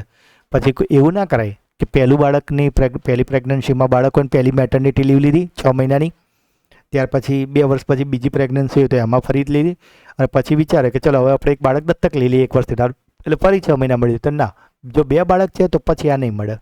2 જીવિત બાળકો ન હોય તો ભાઈ તમને આ 1 વર્ષથી નાનાવાળી કન્ડિશન એપ્લાય થાય. ક્લિયર? હવે એક વસ્તુ, મહિલાઓને રજા આપી એટલે ભાઈઓ પાછા ભમરો ઊંચી કરે, તો નિયમ 70 ભાઈઓ માટે લઈ આવ્યા કે સેમ એ જ વસ્તુ 2 કરતાં ઓછા હયાત બાળકો માટે પુરુષ કર્મચારીને 15 દિવસની પિતૃત્વ રજા મળે છે. હવે એવું ના કહેતા કે બહેનોને 180 ને અમને 15, ના, બહેનોને ભાઈ બહુ તકલીફ પડે. જેમના છોકરા નાના છે એમને ખ્યાલ હશે, આખી રાત છોકરાની મમ્મી કેટલી વાર ઉઠી મતલબ કે છોકરું થોડું વાર રડે અને પોટી કરે વોટ એવર બધું. એટલે ટૂંકમાં મધરને બિચારીને આખી રાત આ તો કહેવાય રજા, એમને એ જ બધી મધરો એ જ પ્રાર્થના કરતી હોય કે બાપા આને તો ઓફિસમાં તો શાંતિ હતી અમારે. મજાક કરું છું, મજાક નહીં, એટલે રિયલ જ છે આ બધી વાતો, રિયાલિટી તમને ખબર જ હશે. 2 કરતાં ઓછા હયાત બાળકો માટે પુરુષ કર્મચારીને 15 દિવસની PL, જે આપણે સ્ટાર્ટિંગ PL એટલે પિતૃત્વ રજા મળશે. અને પણ આનો એક નિયમ છે કે બાળક જે દિવસ જન્મ થયો ને, તમારા બાળકનો બોર્ન થયો ને, પહેલું બાળક કાં તો બીજું બાળક, 2 વાર મળે આ રજા બી. પણ જે દિવસે એનો બોર્ન થયો ને ત્યાંથી તમારા દિવસો ગણન ચાલુ થાય અને 180 દિવસમાં, બરાબર, એટલે કે 6 મહિનામાં તમારે ભોગવી લેવાની. પછી બાળક વર્ષનું થઈ જાય ને પછી તમે કહો ભાઈ મારે પેલી પેટર્નિટી લીવ બાકી હતી એ, તો પછી એવું જ કે અધિકારી કે ભાઈ 6 મહિના થઈ ગયા ને, કેમ ના આવ્યા? હવે ગઈ એ રજા લેપ થઈ ગઈ. બરાબર. એટલે જો બાળક તમારું પહેલું બાળક કે બીજું બાળક હોય ને, તમે સરકારી નોકરી કે એવું કંઈ કરતા હોય ને, તમને પેટર્નિટી લાભ મળતો હોય ને, તો તમારે 6 મહિનાની અંદર ભોગવી લેવાની રહેશે. કેટલા દિવસ? 15 દિવસ. ક્લિયર? નિયમ 71 મુજબ કસુવાવડ કે ગર્ભપાતના કિસ્સામાં સમગ્ર નોકરીમાં 45 દિવસની પ્રસૂતિ રજા મળવા પાત્ર થશે. બરાબર. એટલે ઘણીવાર આવું થતું હોય ને, કોઈ મહિલાઓને કસુવાવડ થઈ જતી હોય કે ગર્ભપાત થઈ જતો હોય ને, તો એવા ટાઈમમાં, એવા સમયમાં શું થાય? 45 દિવસની પ્રસૂતિ રજા મળે. પેલું જો બાળક થઈ ગયું તો 180 દિવસની મળવાની જ છે, પણ આવું કંઈક ઇન્સિડન્સ થઈ ગયો તો એમને 45 દિવસની પ્રસૂતિ રજા મળવાપાત્ર થાય છે. ગર્ભપાતના કિસ્સામાં 5 વર્ષમાં એક જ વાર મંજૂર કરી શકાશે. બરાબર. આમાં પણ એક બોર્ડર બાંધી દીધી કે ભાઈ 5 વર્ષમાં એકવાર તમને આ 45 દિવસવાળી. બરાબર. નિયમ 72 મુજબ નોકરી દરમિયાન અકસ્માત માટે બનાવ પછી 3 માસમાં અશક્તતા હોય તો તબીબી મંડળ દ્વારા પ્રમાણિત કરેલી 2 વર્ષ જેટલી રજા મંજૂર કરી શકાશે, જેને અન્ય રજા સાથે જોડી શકાશે. બરાબર. તો કોઈ એવી નોકરી છે, બરાબર, કે જેમાં કોઈ કર્મચારી કામ કરે છે અને એને કોઈ એવું ઇન્સિડન્સ થઈ ગયો, અકસ્માત થઈ ગયો, તો 3 મહિનામાં જો એને એવું સર્ટી તબીબી મંડળે આપી દીધું કે ભાઈ આમને ભાઈ એવું ઇન્સિડન્સ થયું છે ને એ હવે અશક્ત થઈ ગયા છે, નોકરી કરી શકે એવી કન્ડિશનમાં નથી, તો 2 વર્ષ જેટલી રજા એની મંજૂરી કરી શકાશે. બરાબર. અને સાથે સાથે એને અન્ય રજાઓ જોડાશે ને તો બી જોડી શકે. કેમ? કારણ કે એ નોકરી દરમિયાન એને અકસ્માત થયો છે ને એટલા માટે. નિયમ 74 મુજબ વર્ગ 4ના કર્મચારીને જોખમી કામગીરીના કારણે જો ઈજા થઈ હોય તો તબીબી પ્રમાણપત્ર દ્વારા 3 વર્ષમાં 90 દિવસની રજા મળી શકશે. જેમ ઉપર વાત કરી બસ એના જેવું જ છે, પણ આ વર્ક 4 માટેનો નિયમ છે કે જે આપણા ક્લાસ 4 હોય છે સરકારી કર્મચારી, તો તેમને જો કોઈ એવું કંઈ કામ કરતા હોય ને એમને જો કોઈ એવી કોઈ ઈજા થઈ ગઈ હોય તો એમને 3 વર્ષમાં 3 મહિનાની રજા મળી શકે, એટલે કે 90 દિવસની. મિત્રો કંટાળતા નહીં હા યાર, ટોપિક જ એવો છે, થોડો લાંબો છે પણ બોરિંગ નથી, તમને આવડશે. હા, થોડુંક ટકી રહેજો. નિયમ 77 મુજબ અભ્યાસ રજા માટે જો 5 વર્ષ કરતાં ઓછી નોકરી અથવા તો રજા બાદ 3 વર્ષમાં જો નોકરી પૂરી થવાની હોય તો રજા મંજૂર કરી શકાશે નહીં. એટલે અભ્યાસ રજા લઈ લીધી કે ભાઈ ક્યાંક ભણવા જવું છે ને પેલી 90 દિવસની બધી રજા મળતી હતી ને, એ બધી વાત બરાબર છે, પણ જો એની નોકરી 5 વર્ષની ના થઈ હોય ને તો એને ના મળે અભ્યાસ રજાવાળી રજા. મિનિમમ 5 વર્ષ નોકરી કરીએ છે ને તો જ એને અભ્યાસ રજા મળશે, અને સાથે જ જો એને રિટાયર થવાના 3 જ વર્ષ બાકી હોય ને તો પણ એ અભ્યાસ રજા નહીં મળે. ટૂંકમાં તમને ખબર પડી કે નોકરી લાગે એટલે મિનિમમ 5 વર્ષ થાવ પછી તમે એલિજિબલ થાવ, અને નોકરીને જો 3 જ વર્ષ બાકી હોય ને તો તમારી એ અભ્યાસ રજાની એલિજિબિલિટી જતી રહી. ક્લિયર? ઓકે. નિયમ 78 મુજબ અભ્યાસ રજા 1 વર્ષથી વધવી જોઈએ નહીં, અને આખી નોકરીમાં 2 વર્ષ સુધી જ લઈ શકાશે, જેમાં વેકેશન પણ અંદર ગણાઈ જ જાય. બરાબર? વેકેશનને એવું નહીં કે ભાઈ 2 મહિના તો મારું વેકેશન હતું તો એ તો નહીં, તો મેં 10 મહિના રજા લીધી પણ 2 મહિના તો વચ્ચે વેકેશન હતું તો મારે 8 જ મહિના ગણાય ને, તો ના, અંદર બધું જ ગણાઈ ગયું. નિયમ 84 મુજબ અભ્યાસ રજા દરમિયાન સરકારી કર્મચારીને અર્ધ પગારી રજા જેટલો પગાર આકરી શકાશે. બરાબર? અર્ધ પગારી રજા જેટલો પગાર. પતી જ ગયો મિત્રો. નિયમ 86 અભ્યાસ ભથ્થાના દર નિયત કરેલ છે. હવે આ ભથ્થા ઘણીવાર પરીક્ષામાં પૂછાય છે. બરાબર? આ ભથ્થા અમુક ટાઈમ રિવાઇઝ થતા હશે. બરાબર? મેં ઘણી જગ્યાએ ચેક કર્યું, કોઈ જગ્યાએ થોડું અલગ અલગ બી છે, પણ મોટા ભાગની જગ્યા પર જો મિત્રો જ્યારે કોઈ માહિતી આપતો હોઉં ને તો મને ઘણીવાર કોમેન્ટમાં કે સર આમાં તો આ લખ્યું પહેલાં તો પેલું બની શકે. મિત્રો આ બધી વાતો એવી છે કે ઘણી ક્યાંક નાનું મોટું તો થોડુંક તે કહે ને પ્લસ માઇનસ દરેક જગ્યાએ દેખાશે, પણ હું પછી શું કરું છું કે મેજોરિટીમાં શું લખ્યું છે પછી આપણે એને અત્યારે કન્સિડર કરીને જવા દેતા હોઈએ છીએ. બરાબર? તો જે ઓસ્ટ્રેલિયા અને ન્યૂઝીલેન્ડ છે, ઓસ્ટ્રેલિયા અને ન્યૂઝીલેન્ડ માટે 12 પાઉન્ડ જે આ ભથ્થો છે ને એની વાત કરે, અભ્યાસ ભથ્થું. તમે ભણવા ગયા ને તો તમને જે એલાઉન્સ, ભથ્થું એટલે એલાઉન્સ, જે એલાઉન્સ મળવાનું છે ને એ ઓસ્ટ્રેલિયા અને ન્યૂઝીલેન્ડ માટે 12 પાઉન્ડ અપાય છે, યુરોપ ખંડ માટે 1 પાઉન્ડ, યુનાઇટેડ કિંગડમ માટે 16 પાઉન્ડ, અમેરિકા માટે $30. જો એ બધા પાઉન્ડ હતા, અમેરિકા માટે $30 અપાશે. જો તમે ત્યાં અભ્યાસ કરવા ગયા છો ને તો તમને આટલું એલાઉન્સ મળશે, પેલું સ્ટાઇપેન્ડ ટાઈપ કહેવાય ને એવું. ભારતના કિસ્સામાં તેમનું ડીએ અડધું મળવાપાત્ર થશે. જો તમે સરકારી કર્મચારી હશો ને તો તમને ખ્યાલ હશે, અને જો નહીં હોવ તો તમે જ્યારે બી સરકારી કર્મચારી બનશો અને તમે ટ્રેનિંગમાં જશો ને તો ત્યાં લખ્યું જ હશે કે તમારું જે ડીએ હોય ને એનું ત્યાં આખો કોઠો દોરેલો જ હોય ડીએ ફોર્મમાં. ભાઈ તમે જે બી કેટેગરીમાં તમારી સામે જે ડીએ લખ્યું એનું અડધું કરીને લખી દેજો. બરાબર? એટલું તમને અમે ચૂકવીશું કોઈ ટ્રેનિંગ બેનિંગમાં જાઓ ને ત્યારે. નિયમ 91 મુજબ 1 વર્ષમાં 12 CL મળે છે. બરાબર? ટોટલ CL કેટલી મળશે? 12, કે જેને એક સાથે 8 મંજૂર કરી શકાય, અને એને આગળ પાછળ રજા સાથે જોડી શકાય, અને વચ્ચે આવતી રજા તેમાં ગણાશે નહીં. એટલે માની લો તમે 1 CL મૂકી શનિવારે અને 1 CL મૂકી સોમવારે. બરાબર? તો એનો મતલબ એવું નહીં કે તમારી 3 રજા થઈ ગઈ, વચ્ચેનો રવિવાર છે ને છૂટો જ રહેશે, એ તમારો રજામાં ગણાશે નહીં. હવે મિત્રો જો આ ને પેલા નમૂનાઓ આપણે વાત કરીએ રજાના મિત્રો, વિડીયો લાઈક કર્યો છે ને અને કંટાળો નહીં યાર, તો વિચારો આ વિડીયો બનાવવા માટે તમે જો મારો કોઈ ટીમ નથી, હું આ વિડીયો જાતે જ આખી PDF PPT રેડી કરું છું, બધું અંદરનું જે આ બધું કન્ટેન્ટ છે ને એવી જાતે જ હું ટાઈપ કરું છું, બધું મારી રીતે હું શેર કરું છું, અને પછી આખો વિડીયો રેકોર્ડ, એનું એડિટિંગ બધું થાય છે. બરાબર? અને એટલે જ વિડીયો આવતા થોડો ટાઈમ લાગતો હોય, પણ આપણે છે ને ક્વોલિટી પર ફોકસ કરીએ કે આ વિડીયો જોયા પછી માણસને એવું તો લાગુ છે જેને આખો જોયા એની વાત કરું છું, અને એ લોકો લખે બી છે કે સર બહુ વિડીયો જોયા પણ તમારા જેવા નહીં. બરાબર? અને એવું એટલા માટે હું નહીં કહેતો કે મારો વખાણ થાય, તો એટલા માટે કે છોકરો જે બી જોવે છે 1 કલાક આ વિડીયો પાડે કે 1.25 કલાક 1.5 કલાક આપે છે, તેને સેટિસ્ફેક્શન થવું જોઈએ કે આ 1.5 કલાક આપે પણ મને વિડીયો આવડી ગયો. બરાબર? આ ટોપિક આખો આવડી ગયો, અને છોકરાઓ આપણા વિડીયોની રાહ જોતા હોય છે. બરાબર? અને એ તમારી કોમેન્ટથી મને ખ્યાલ આવે છે, એટલે જ તમને વારે વારે કહેતો હોય કે તમે કોમેન્ટો કરતા રહો, કે જેથી મને ખ્યાલ આવે કે ભાઈ મારી મહેનત બરાબર જાય છે કે નહીં. બરાબર? અને તમારા રિવ્યૂથી મને ખ્યાલ આવે અને વિડીયો આવે છે તો ઘણા બધા મિત્રોને ટેકો થતો હોય. બની શકે કે આમાંથી જ વિડીયો જોવામાંથી તમારામાંથી કોઈ કાલે ઉઠીને કોઈ અધિકારી બનશે. બરાબર? રજાના નિયમો તો જો હવે જો આપણે શોર્ટ ટ્રીકમાં બધા ભેગા લખી દઈએ એટલે ઇઝીલી યાદ રહી જાય. નમૂનો 1 છે તો કે રજાની અરજી છે. નમૂનો 2 છે તો એમાં હિસાબ છે તમારી રજાનો. 3માં પ્રમાણપત્ર છે, મેડિકલ સર્ટી છે. નમૂનો 4માં પેલું જે તમારું કહે ને હાજર રિપોર્ટ છે. અને નમૂનો 5માં અસક્ત પેન્શન છે. બોલો, પેલું એક કહીને આવે એટલે તમે કન્ફ્યુઝ થતા, આમાં એક સાથે મેં 5 લખી નાખ્યા, 1 2 3 4 5. ઓકે ભાઈ, રજાની અરજી કરી. બરાબર? તમારી જોડે કેટલી રજા પડી એનો હિસાબ કરી લીધો, એટલે પછી કીધું ઓકે ભાઈ તમારી જોડે પડી છે રજા, માની લો આપણે જો આને એક કન્ટિન્યુઅસ સમજવાનું ટ્રાય કરીએ. તમારે રજા લેવી છે એટલે તમે શું કર્યું? સૌથી પહેલાં નમૂના 1માં અરજી કરી. નમૂના 1માં અરજી કરી એટલે જે નમૂનો 2 હતો એમાં ચેક કરી લીધું ભાઈ તમારે જો કેટલી રજા છે એનો હિસાબ કરી લીધો કે હા ભાઈ અમને 3 CL માંગી તો પડી જાય એમના જોડે 3 CL તો ક્યાં પડી છે. તો પહેલાં તમે અરજી કરી, પછી હિસાબ ચેક કરી લીધો, પછી તમને કીધું ભાઈ મેડિકલ રજા જોઈએ તો લાવો મેડિકલ સર્ટી. તો આ જે નમૂના 3માં તમે કોઈ લઈ ગયા એટલે પેલો ક્લાર્ક શું કે ભાઈ આવું નહીં, નમૂના 3માં તમે લઈને આવો. તો તમે લઈ આવ્યા. હવે તમે રજા પર જતા રહ્યા. હવે જ્યારે પછી પાછા આવ્યા તો કે નમૂનો 4માં તમે હાજર રિપોર્ટ આપો અને નમૂનો 5માં શું છે? અસખ્ત પેન્શન. તો શાંતિથી એકવાર જોઈ લે. એવું લાગે ને તો આને પોઝ કરીને થોડી વાર શાંતિથી કશું ગોખશો નહીં, ખાલી 2 મિનિટ એને જોઈ રાખજો. પોઝ કરીને તમને આપોઆપ યાદ રહી જશે. આ સિવાય કેટલીક મહત્વપૂર્ણ બાબતો અને પછી આપણો વિડીયો થઈ જશે પૂરો. તો હવે આજે છે ને 1 લાઇન સેન્ટેન્સ છે જે પરીક્ષામાં ઘણા બધા MCQs હતા ને એમાંથી મેં ઉઠાયા છે, બરાબર, કે જે પરીક્ષામાં ડાયરેક્ટ કોઈકને કોઈ પરીક્ષામાં પૂછાયેલા હોય કે બિનજમા રજા દરમિયાન કેટલો પગાર મળે છે? તો બિનજમા રજા દરમિયાન અડધો પગાર મળે છે. માંદગીના કારણોસર અસાધારણ રજાનો પગાર મળે? તો કે ના, માંદગીના કારણોમાં અસાધારણ રજાનો પગાર ન મળે. વધુમાં વધુ કેટલા વર્ષ સુધી અસાધારણ રજા મંજૂર કરી શકાશે? તો વધુમાં વધુ કેટલી? હમણાં જ આપણે આગળ જોયું હતું 5 વર્ષ. પ્રાસંગિક રજાને પ્રાપ્ત રજા સાથે જોડી શકાશે પણ અન્ય રજા સાથે જોડી શકાશે નહીં. રૂપાંતરિત રજા, અર્ધપગારી રજા અને પ્રસૃત રજા આ ત્રણેયને એકબીજા સાથે જોડી શકાશે. અને છેલ્લું, સંપૂર્ણ નોકરી દરમિયાન વધુમાં વધુ 360 બિનજમા રજા મળવા પાત્ર છે. થાકી ગયા છે તો નહીં?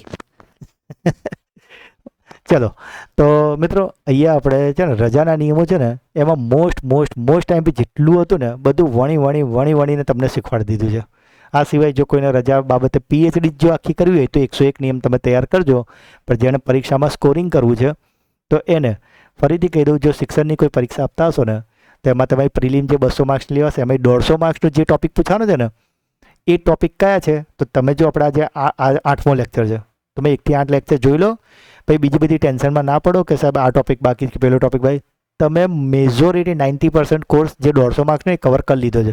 અને વાત રહી પેલા 50 માર્કની કે એના માટે શું કરો? તો જો એના માટે તમે જે લોકો આપણી કરંટ અફેર્સના વિડીયો ડેલી જોયા છે ને એને બહુ વાંધો નહીં આવે. કેમ? કારણ કે અંદર કરંટ અફેર્સ બી ટોપિક છે અને એમાં જ લખ્યું ને કે શિક્ષણના કરંટ અફેર્સ. તો આપણા કરંટ અફેર્સમાં શિક્ષણનો કરંટ અફેર્સ બી અંદર આવી જ જાય છે. સાથે જ અંદર ઇતિહાસ, ભૂગોળ, બંધારણ, ICT, ટેકનોલોજી લખ્યું છે ને એ બધું જ આપણા કરંટ અફેર્સમાં આવી જ જાય છે. કારણ કે એ પ્રશ્નો કરંટને રિલેટેડ જ હોય. અને એટલે જ હું વારે ઘડીએ તમને ફોર્સ કરતો કે કરંટ અફેર્સના વિડીયો ડેલી જોજો, બરાબર? કારણ કે કરંટ અફેર્સ છે ને દરેક એક્ઝામ માટે ગેમ ચેન્જર હોય છે. ચલો મિત્રો, તો આ હતા તમારું રજાના નિયમો 2002 અને આ તમને તમારી GPSC, ગૌણ સેવા, તલાટી, પોલીસ, ક્લાર્ક, ટેટ, ટાટ, કેળવણી નિરીક્ષક બધા જ માટે કામ આવવાના છે. એટલે ખાસ ધ્યાનથી જોઈ લેતા હોય તો આપનો આભાર. દોડાયા વગર જોઈએ તો આપનો ખૂબ ખૂબ આભાર. અને હજુ વિડીયો બંધ નહીં કરવાનો છે કારણ કે હવે આવવાની છે આપણી 50 માર્કની ટેસ્ટ.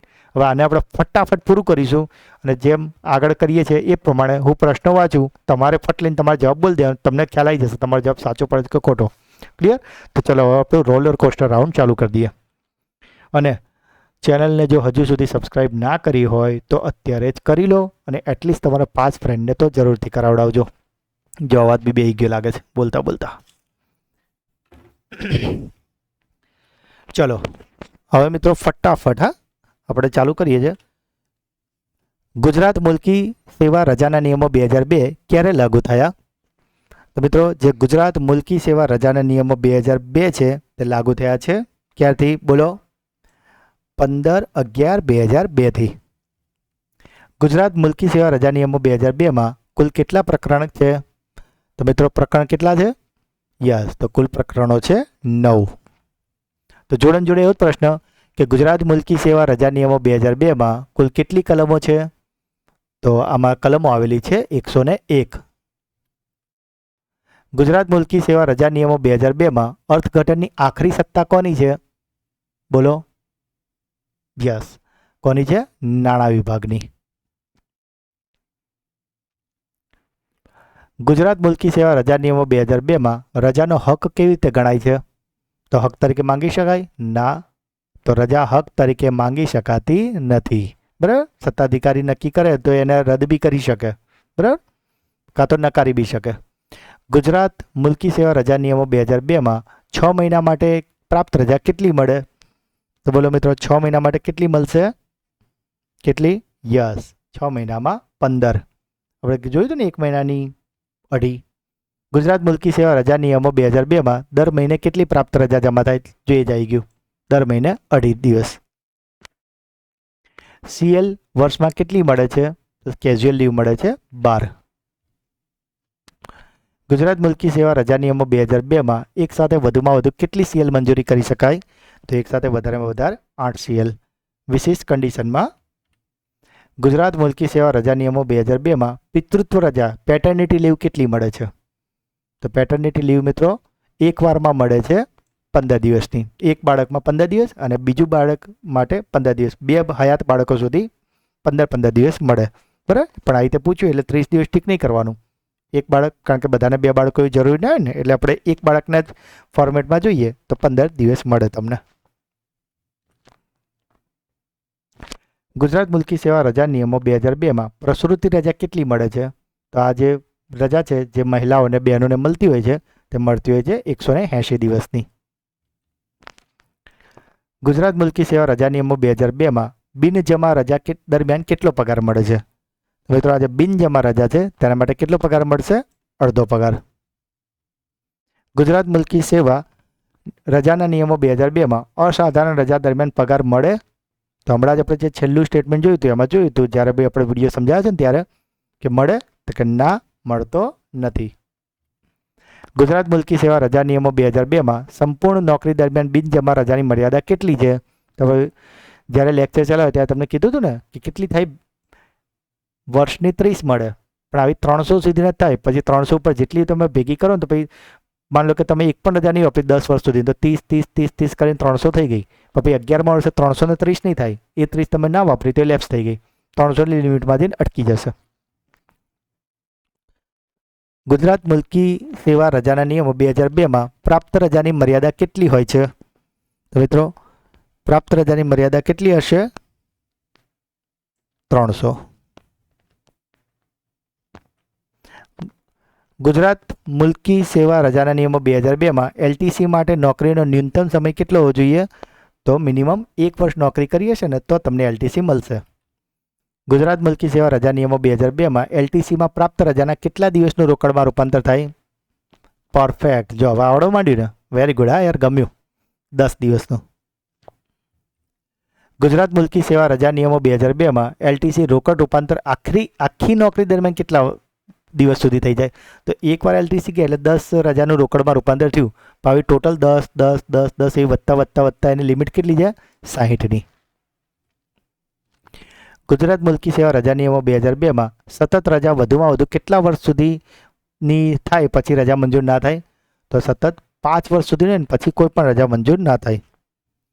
ગુજરાત મુલ્કી સેવા રજા નિયમો 2002માં પરમિશન વગર 1 વર્ષ ગેરહાજરી હોય તો પછી શું માનવામાં આવે? કે ભાઈ એણે રાજીનામું આપી દીધું ને એમ ગણાશે. ગુજરાત મુલ્કી સેવા રજા નિયમો 2002માં રજા અરજીનો નમૂનો કયો છે? તો સૌથી પહેલાં તમે શું કરો? અરજી નમૂનો 1માં. એ જ રીતે આ જ નિયમોમાં રજા હિસાબ કયો નમૂનો છે? તો પહેલાં અરજી કરી એટલે પછી એનો હિસાબ ચેક કરવામાં આવશે, એટલે નમૂનો 2. ત્યારબાદ નમૂનો શું કહે છે કે 2002માં તબીબી પ્રમાણપત્ર માટે કયો નમૂનો છે? તો આવશે નમૂનો 3. 1માં તમે અરજી કરી, 2માં તમારો હિસાબ ચેક થયો, 3માં તમે મેડિકલ સર્ટી આપ્યું, તબીબી પ્રમાણપત્ર. તબીબી રજા બાદ હાજર રિપોર્ટ કોમાં આવશે? તો નમૂનો 4માં હાજર રિપોર્ટ આવશે. ગુજરાત મુલ્કી સેવા રજા નિયમો 2002માં અભ્યાસ રજા માટે નોકરીનો ન્યૂનતમ સમય ઓછામાં ઓછો સમય કેટલો હોવો જોઈએ? તો મિત્રો આમાં ઓછામાં ઓછો સમય કેટલો હોવો જોઈએ તમારો? બોલો બોલો જલ્દી. યસ, મિનિમમ 5 વર્ષ. ગુજરાત મુલ્કી સેવા રજાના નિયમોમાં અભ્યાસ રજા એક વખતમાં કેટલી મળે તમને? 1 વર્ષ.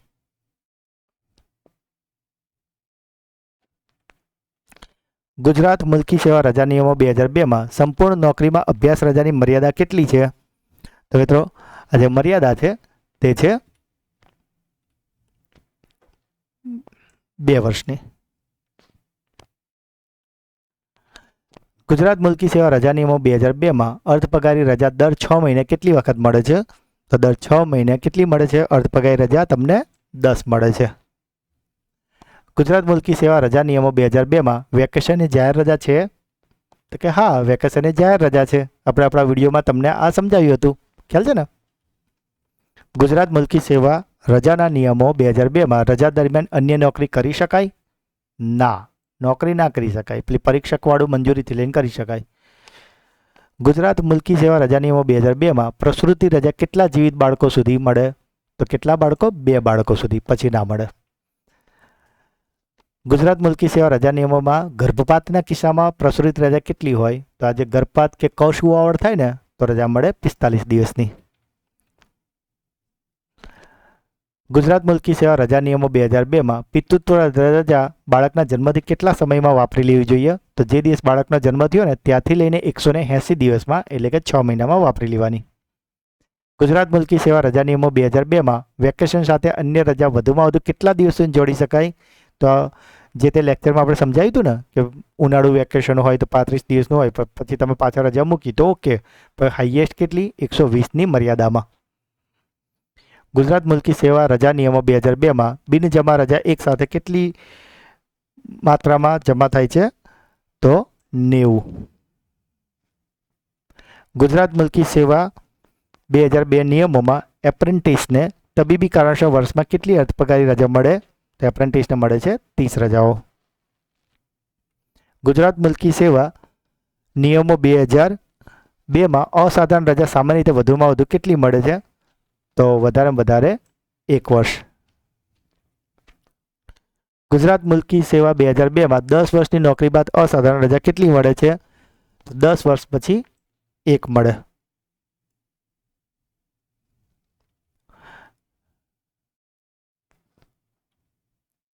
મિત્રો અહીંયા 1 નહીં આવે, અહીંયા આવશે તમારે 3 વર્ષ. ચલો, 10 વર્ષની નોકરી માટે 1 વર્ષ, 20 વર્ષ માટે 2 વર્ષ અને 30 વર્ષ માટે 3 વર્ષ. બરાબર. 20 વર્ષની નોકરી બાદ અસાધારણ રજા કેટલી મળશે? તો હમણાં જ મેં તમને કીધું એ પ્રમાણે 2 વર્ષ મળશે. એ જ રીતે 30 વર્ષની નોકરી માટે કેટલી મળશે? તો 3 વર્ષ.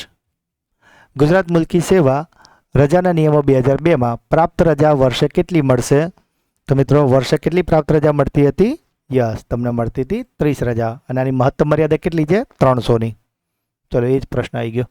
ગુજરાત મુલકી સેવા રજા નિયમો 2002માં પ્રાપ્ત રજા મહત્તમ કેટલા સુધી જમા થશે? તો મહત્તમ 300 સુધી. હમણાં વાત કરી હતી ને તમને કે 1 વર્ષે 30 મળે, 10 વર્ષ સુધી તમે રજા ન વાપરી તો 300 થઈ ગઈ. પણ 11મા વર્ષે પછી 330 ના થાય, એ ઉપરની 30 પછી લેફ્ટ થઈ ગઈ. ગુજરાત મુલકી સેવા રજા નિયમો 2002માં અર્ધ પગારી રજાની મર્યાદા શું છે? તો ભાઈ અર્ધ પગારી માટે કોઈ મર્યાદા નથી. ગુજરાત મુલકી સેવા રજા નિયમો 2002માં રજા દરમિયાન બદલી થાય તો કામગીરી કોણ કરશે? તો કામગીરી કરશે તમારી જૂની ઓફિસ. ગુજરાત મુલકી સેવા રજા નિયમો 2002માં તબીબી મંડળ સ્થાયી ક્યાં છે? તો અત્યારે તો દરેક જિલ્લામાં એક એક મંડળ હોય છે, પણ જો સ્થાયી મંડળની વાત કરીએ તો તે સુરત, વડોદરા, રાજકોટ અને અમદાવાદમાં હોય છે.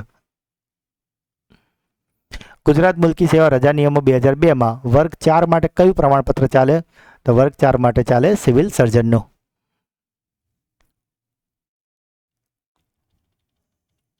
જાવ થઈ જાય. ઓકે. ગુજરાત મુલકી સેવા રજા નિયમો 2002માં રૂપાંતરિત રજા માટે આરએમપી કેટલા દિવસ સુધી પ્રમાણપત્ર આપી શકે છે? તો આરએમપી જે હોય પ્રાઇવેટ ડોક્ટર હોય એ તમને 10 દિવસ સુધીનું આપી શકશે.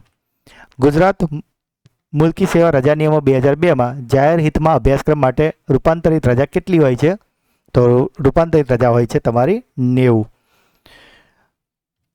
ગુજરાત મુલકી સેવા રજા નિયમો 2002માં 120 દિવસથી ઓછી રજા હોય તો ચાર્જ કોને આપી શકાય છે? તો ઓછી હોય તો તે જ મથકના કર્મચારીને, અને 120થી વધારે હોય તો બહારના મથકના કર્મચારીને આપી શકાય. ગુજરાત મુલકી સેવા રજા નિયમો 2002માં રજા દરમિયાન પરીક્ષક તરીકે કામ કરી શકાય? તો કે હા, કરી શકાય, પણ એના માટે મંજૂરી લેવેલી હોવી જોઈએ. તો મિત્રો, આ હતું રજાના નિયમો 2002ની સંપૂર્ણ સમજ અને તેના 50 પ્રશ્નો. આઈ હોપ કે તમે પૂરો વિડીયો બહુ ધ્યાનથી જોયો છે. હવે બસ જો તમે ધ્યાનથી જોઈ લીધો છે તો બસ પોતાના પર વિશ્વાસ રાખજો. એવું ના કહેતા કે સાહેબ નહીં આવડતું. જો કે તમે નહીં જ કહો, કારણ કે આવી જ કોમેન્ટો મને આવતી હતી બોમ્બે એક્ટ કે સાહેબ નથી આવડતો. પણ જ્યારે બોમ્બે એકનો વિડીયો મેં મૂક્યો હતો ત્યાર પછી તમામ મિત્રોના રિપ્લાય એવા જ હતા કે સર એકદમ પરફેક્ટ આવડી ગયું છે, ચોપડીમાંથી નથી ખબર પડતી, તમારો વિડીયો જોઈને તો આવડી ગયું છે. તો સેમ આમાં પણ હવે આવું જ થશે. એટલે હવે તમે વિડીયો જોવાનું કર્મ કરી લીધું, મેં ભણાવવાનું કર્મ કરી લીધું, એટલે હવે બસ પોતાના પર ખાલી વિશ્વાસ રાખજો કે હવે તમને આવડ્યું છે અને આવડશે જ. બરાબર. હવે સમય છે તમારી બ્રેન બૂસ્ટર ટેસ્ટનો, જેના જવાબો તમારે કોમેન્ટમાં આપવાના છે. અને હું દરેક કોમેન્ટ વાંચું છું અને દરેક કોમેન્ટનો રિપ્લાય જરૂરથી કરું છું. તો તમારે પણ જવાબ જરૂરથી આપજો. તો પહેલો પ્રશ્ન, ગુજરાત મુલ્કી સેવા રજા નિયમો 2002માં તબીબી પ્રમાણપત્રનો નમૂનો કયો છે? ગુજરાત મુલ્કી સેવા રજા નિયમો 2002માં અર્થઘટનની આખરી સત્તા કોની છે? અને આ તો છેલ્લો સવાલ, ગુજરાત મુલ્કી સેવા રજા નિયમો 2002માં પ્રાપ્ત રજાની મહત્તમ મર્યાદા કેટલી છે? તો મિત્રો ત્રણેય પ્રશ્નના જવાબ તમારે કોમેન્ટમાં આપવાના છે. અને મિત્રો તમે આપણી ચેનલના વિડીયોને જો દરરોજ ફોલો કરશો તો તમે કોઈ પણ પરીક્ષાની તૈયારી કરતા હોય, ઇવન તમે યુપીએસસીની પણ તૈયારી કરતા હશો ને, તો કરંટ અફેર્સના વિડીયો કે જે આપણી ચેનલ પર રોજ સવારે 8 વાગે આવે છે, અને જે વિડીયો 15 થી 20 મિનિટ જેટલો નાનકડો જ હોય છે, પણ જો તમે તેને રેગ્યુલર જોવાની એક આદત પાડી દેશો તો તમે કોઈ પણ કોમ્પિટિટિવ એક્ઝામની તૈયારી કરતા હશો ને, તેમાં તમે ચોક્કસથી પાસ થશો. કારણ કે અત્યારે કરંટ અફેર્સનું વેટેજ ખૂબ જ વધારી દીધું છે અને આવનારી પરીક્ષામાં હજુ પણ વધવાનું છે. બરાબર. જેનું ઉદાહરણ તમે ઓલરેડી જોઈ લીધું કે સીસીઈની જે પરીક્ષાનો જે કોર્સ બહાર પડ્યો એમાં 30 માર્ક્સનો કરંટ અફેર્સ છે. 30 માર્ક એટલે ટોટલી ગેમ ચેન્જર સાબિત થઈ જાય. બરાબર. અને કરંટ અફેર્સ એવો ટોપિક છે ને કે જેમાં તમે ધારો ને તો 30 માં 30 આરામથી આવે. પણ જરૂર છે કે રોજે રોજ તમારે જે નાની નાની મહેનત છે ને એ કરવાની, એટલે છેલ્લી એક સાથે મેગઝીન લઈને બેસવું ના પડે અને લોડ ના આવે. તો મિત્રો આજનો આ વિડીયો તમને ગમ્યો હોય તો લાઇક કરજો. આ વિડીયોનો લાઇક અને કોમેન્ટનો ટાર્ગેટ છે 500 લાઇક અને 500 કોમેન્ટ. એમાં તમારી એક લાઇક હશે જ, તમારી એક કોમેન્ટ હશે જ, એવું આશા રાખું છું. જે પણ પ્રશ્ન પૂછવામાં આવે છે કે તમારો કોઈ ડાઉટ છે, અને ખાસ વિડીયો તમને કેવો લાગ્યો એ કોમેન્ટમાં જરૂરથી જણાવજો. તમારી કોમેન્ટના આધારે જ મને ખ્યાલ આવે છે કે ભાઈ મારા વિડીયો કેવા બને છે અને મને વધારે આવા વિડીયો બનાવવાની પ્રેરણા મળે છે. તો મિત્રો વધારેમાં વધારે લાઇક અને કોમેન્ટ જરૂરથી કરજો અને વિડીયોને વધારેમાં વધારે તમારા તમામ દોસ્તો સાથે વોટ્સઅપ, ટેલિગ્રામ, તમામ સોશિયલ મીડિયામાં શેર કરજો. ચેનલને સબસ્ક્રાઇબ ના કરી હોય તો કરી દેજો. જો ઓલરેડી સબસ્ક્રાઇબ કરેલી છે તો એટલીસ્ટ તમારા 5 મિત્રોને સબસ્ક્રાઇબ જરૂરથી કરાવજો. તો મિત્રો મળીએ છીએ એક નવા વિડીયોમાં. ત્યાં સુધી ભણતા રહો, આગળ વધતા રહો. જય હિન્દ, જય ભારત, જય ગુજરાત.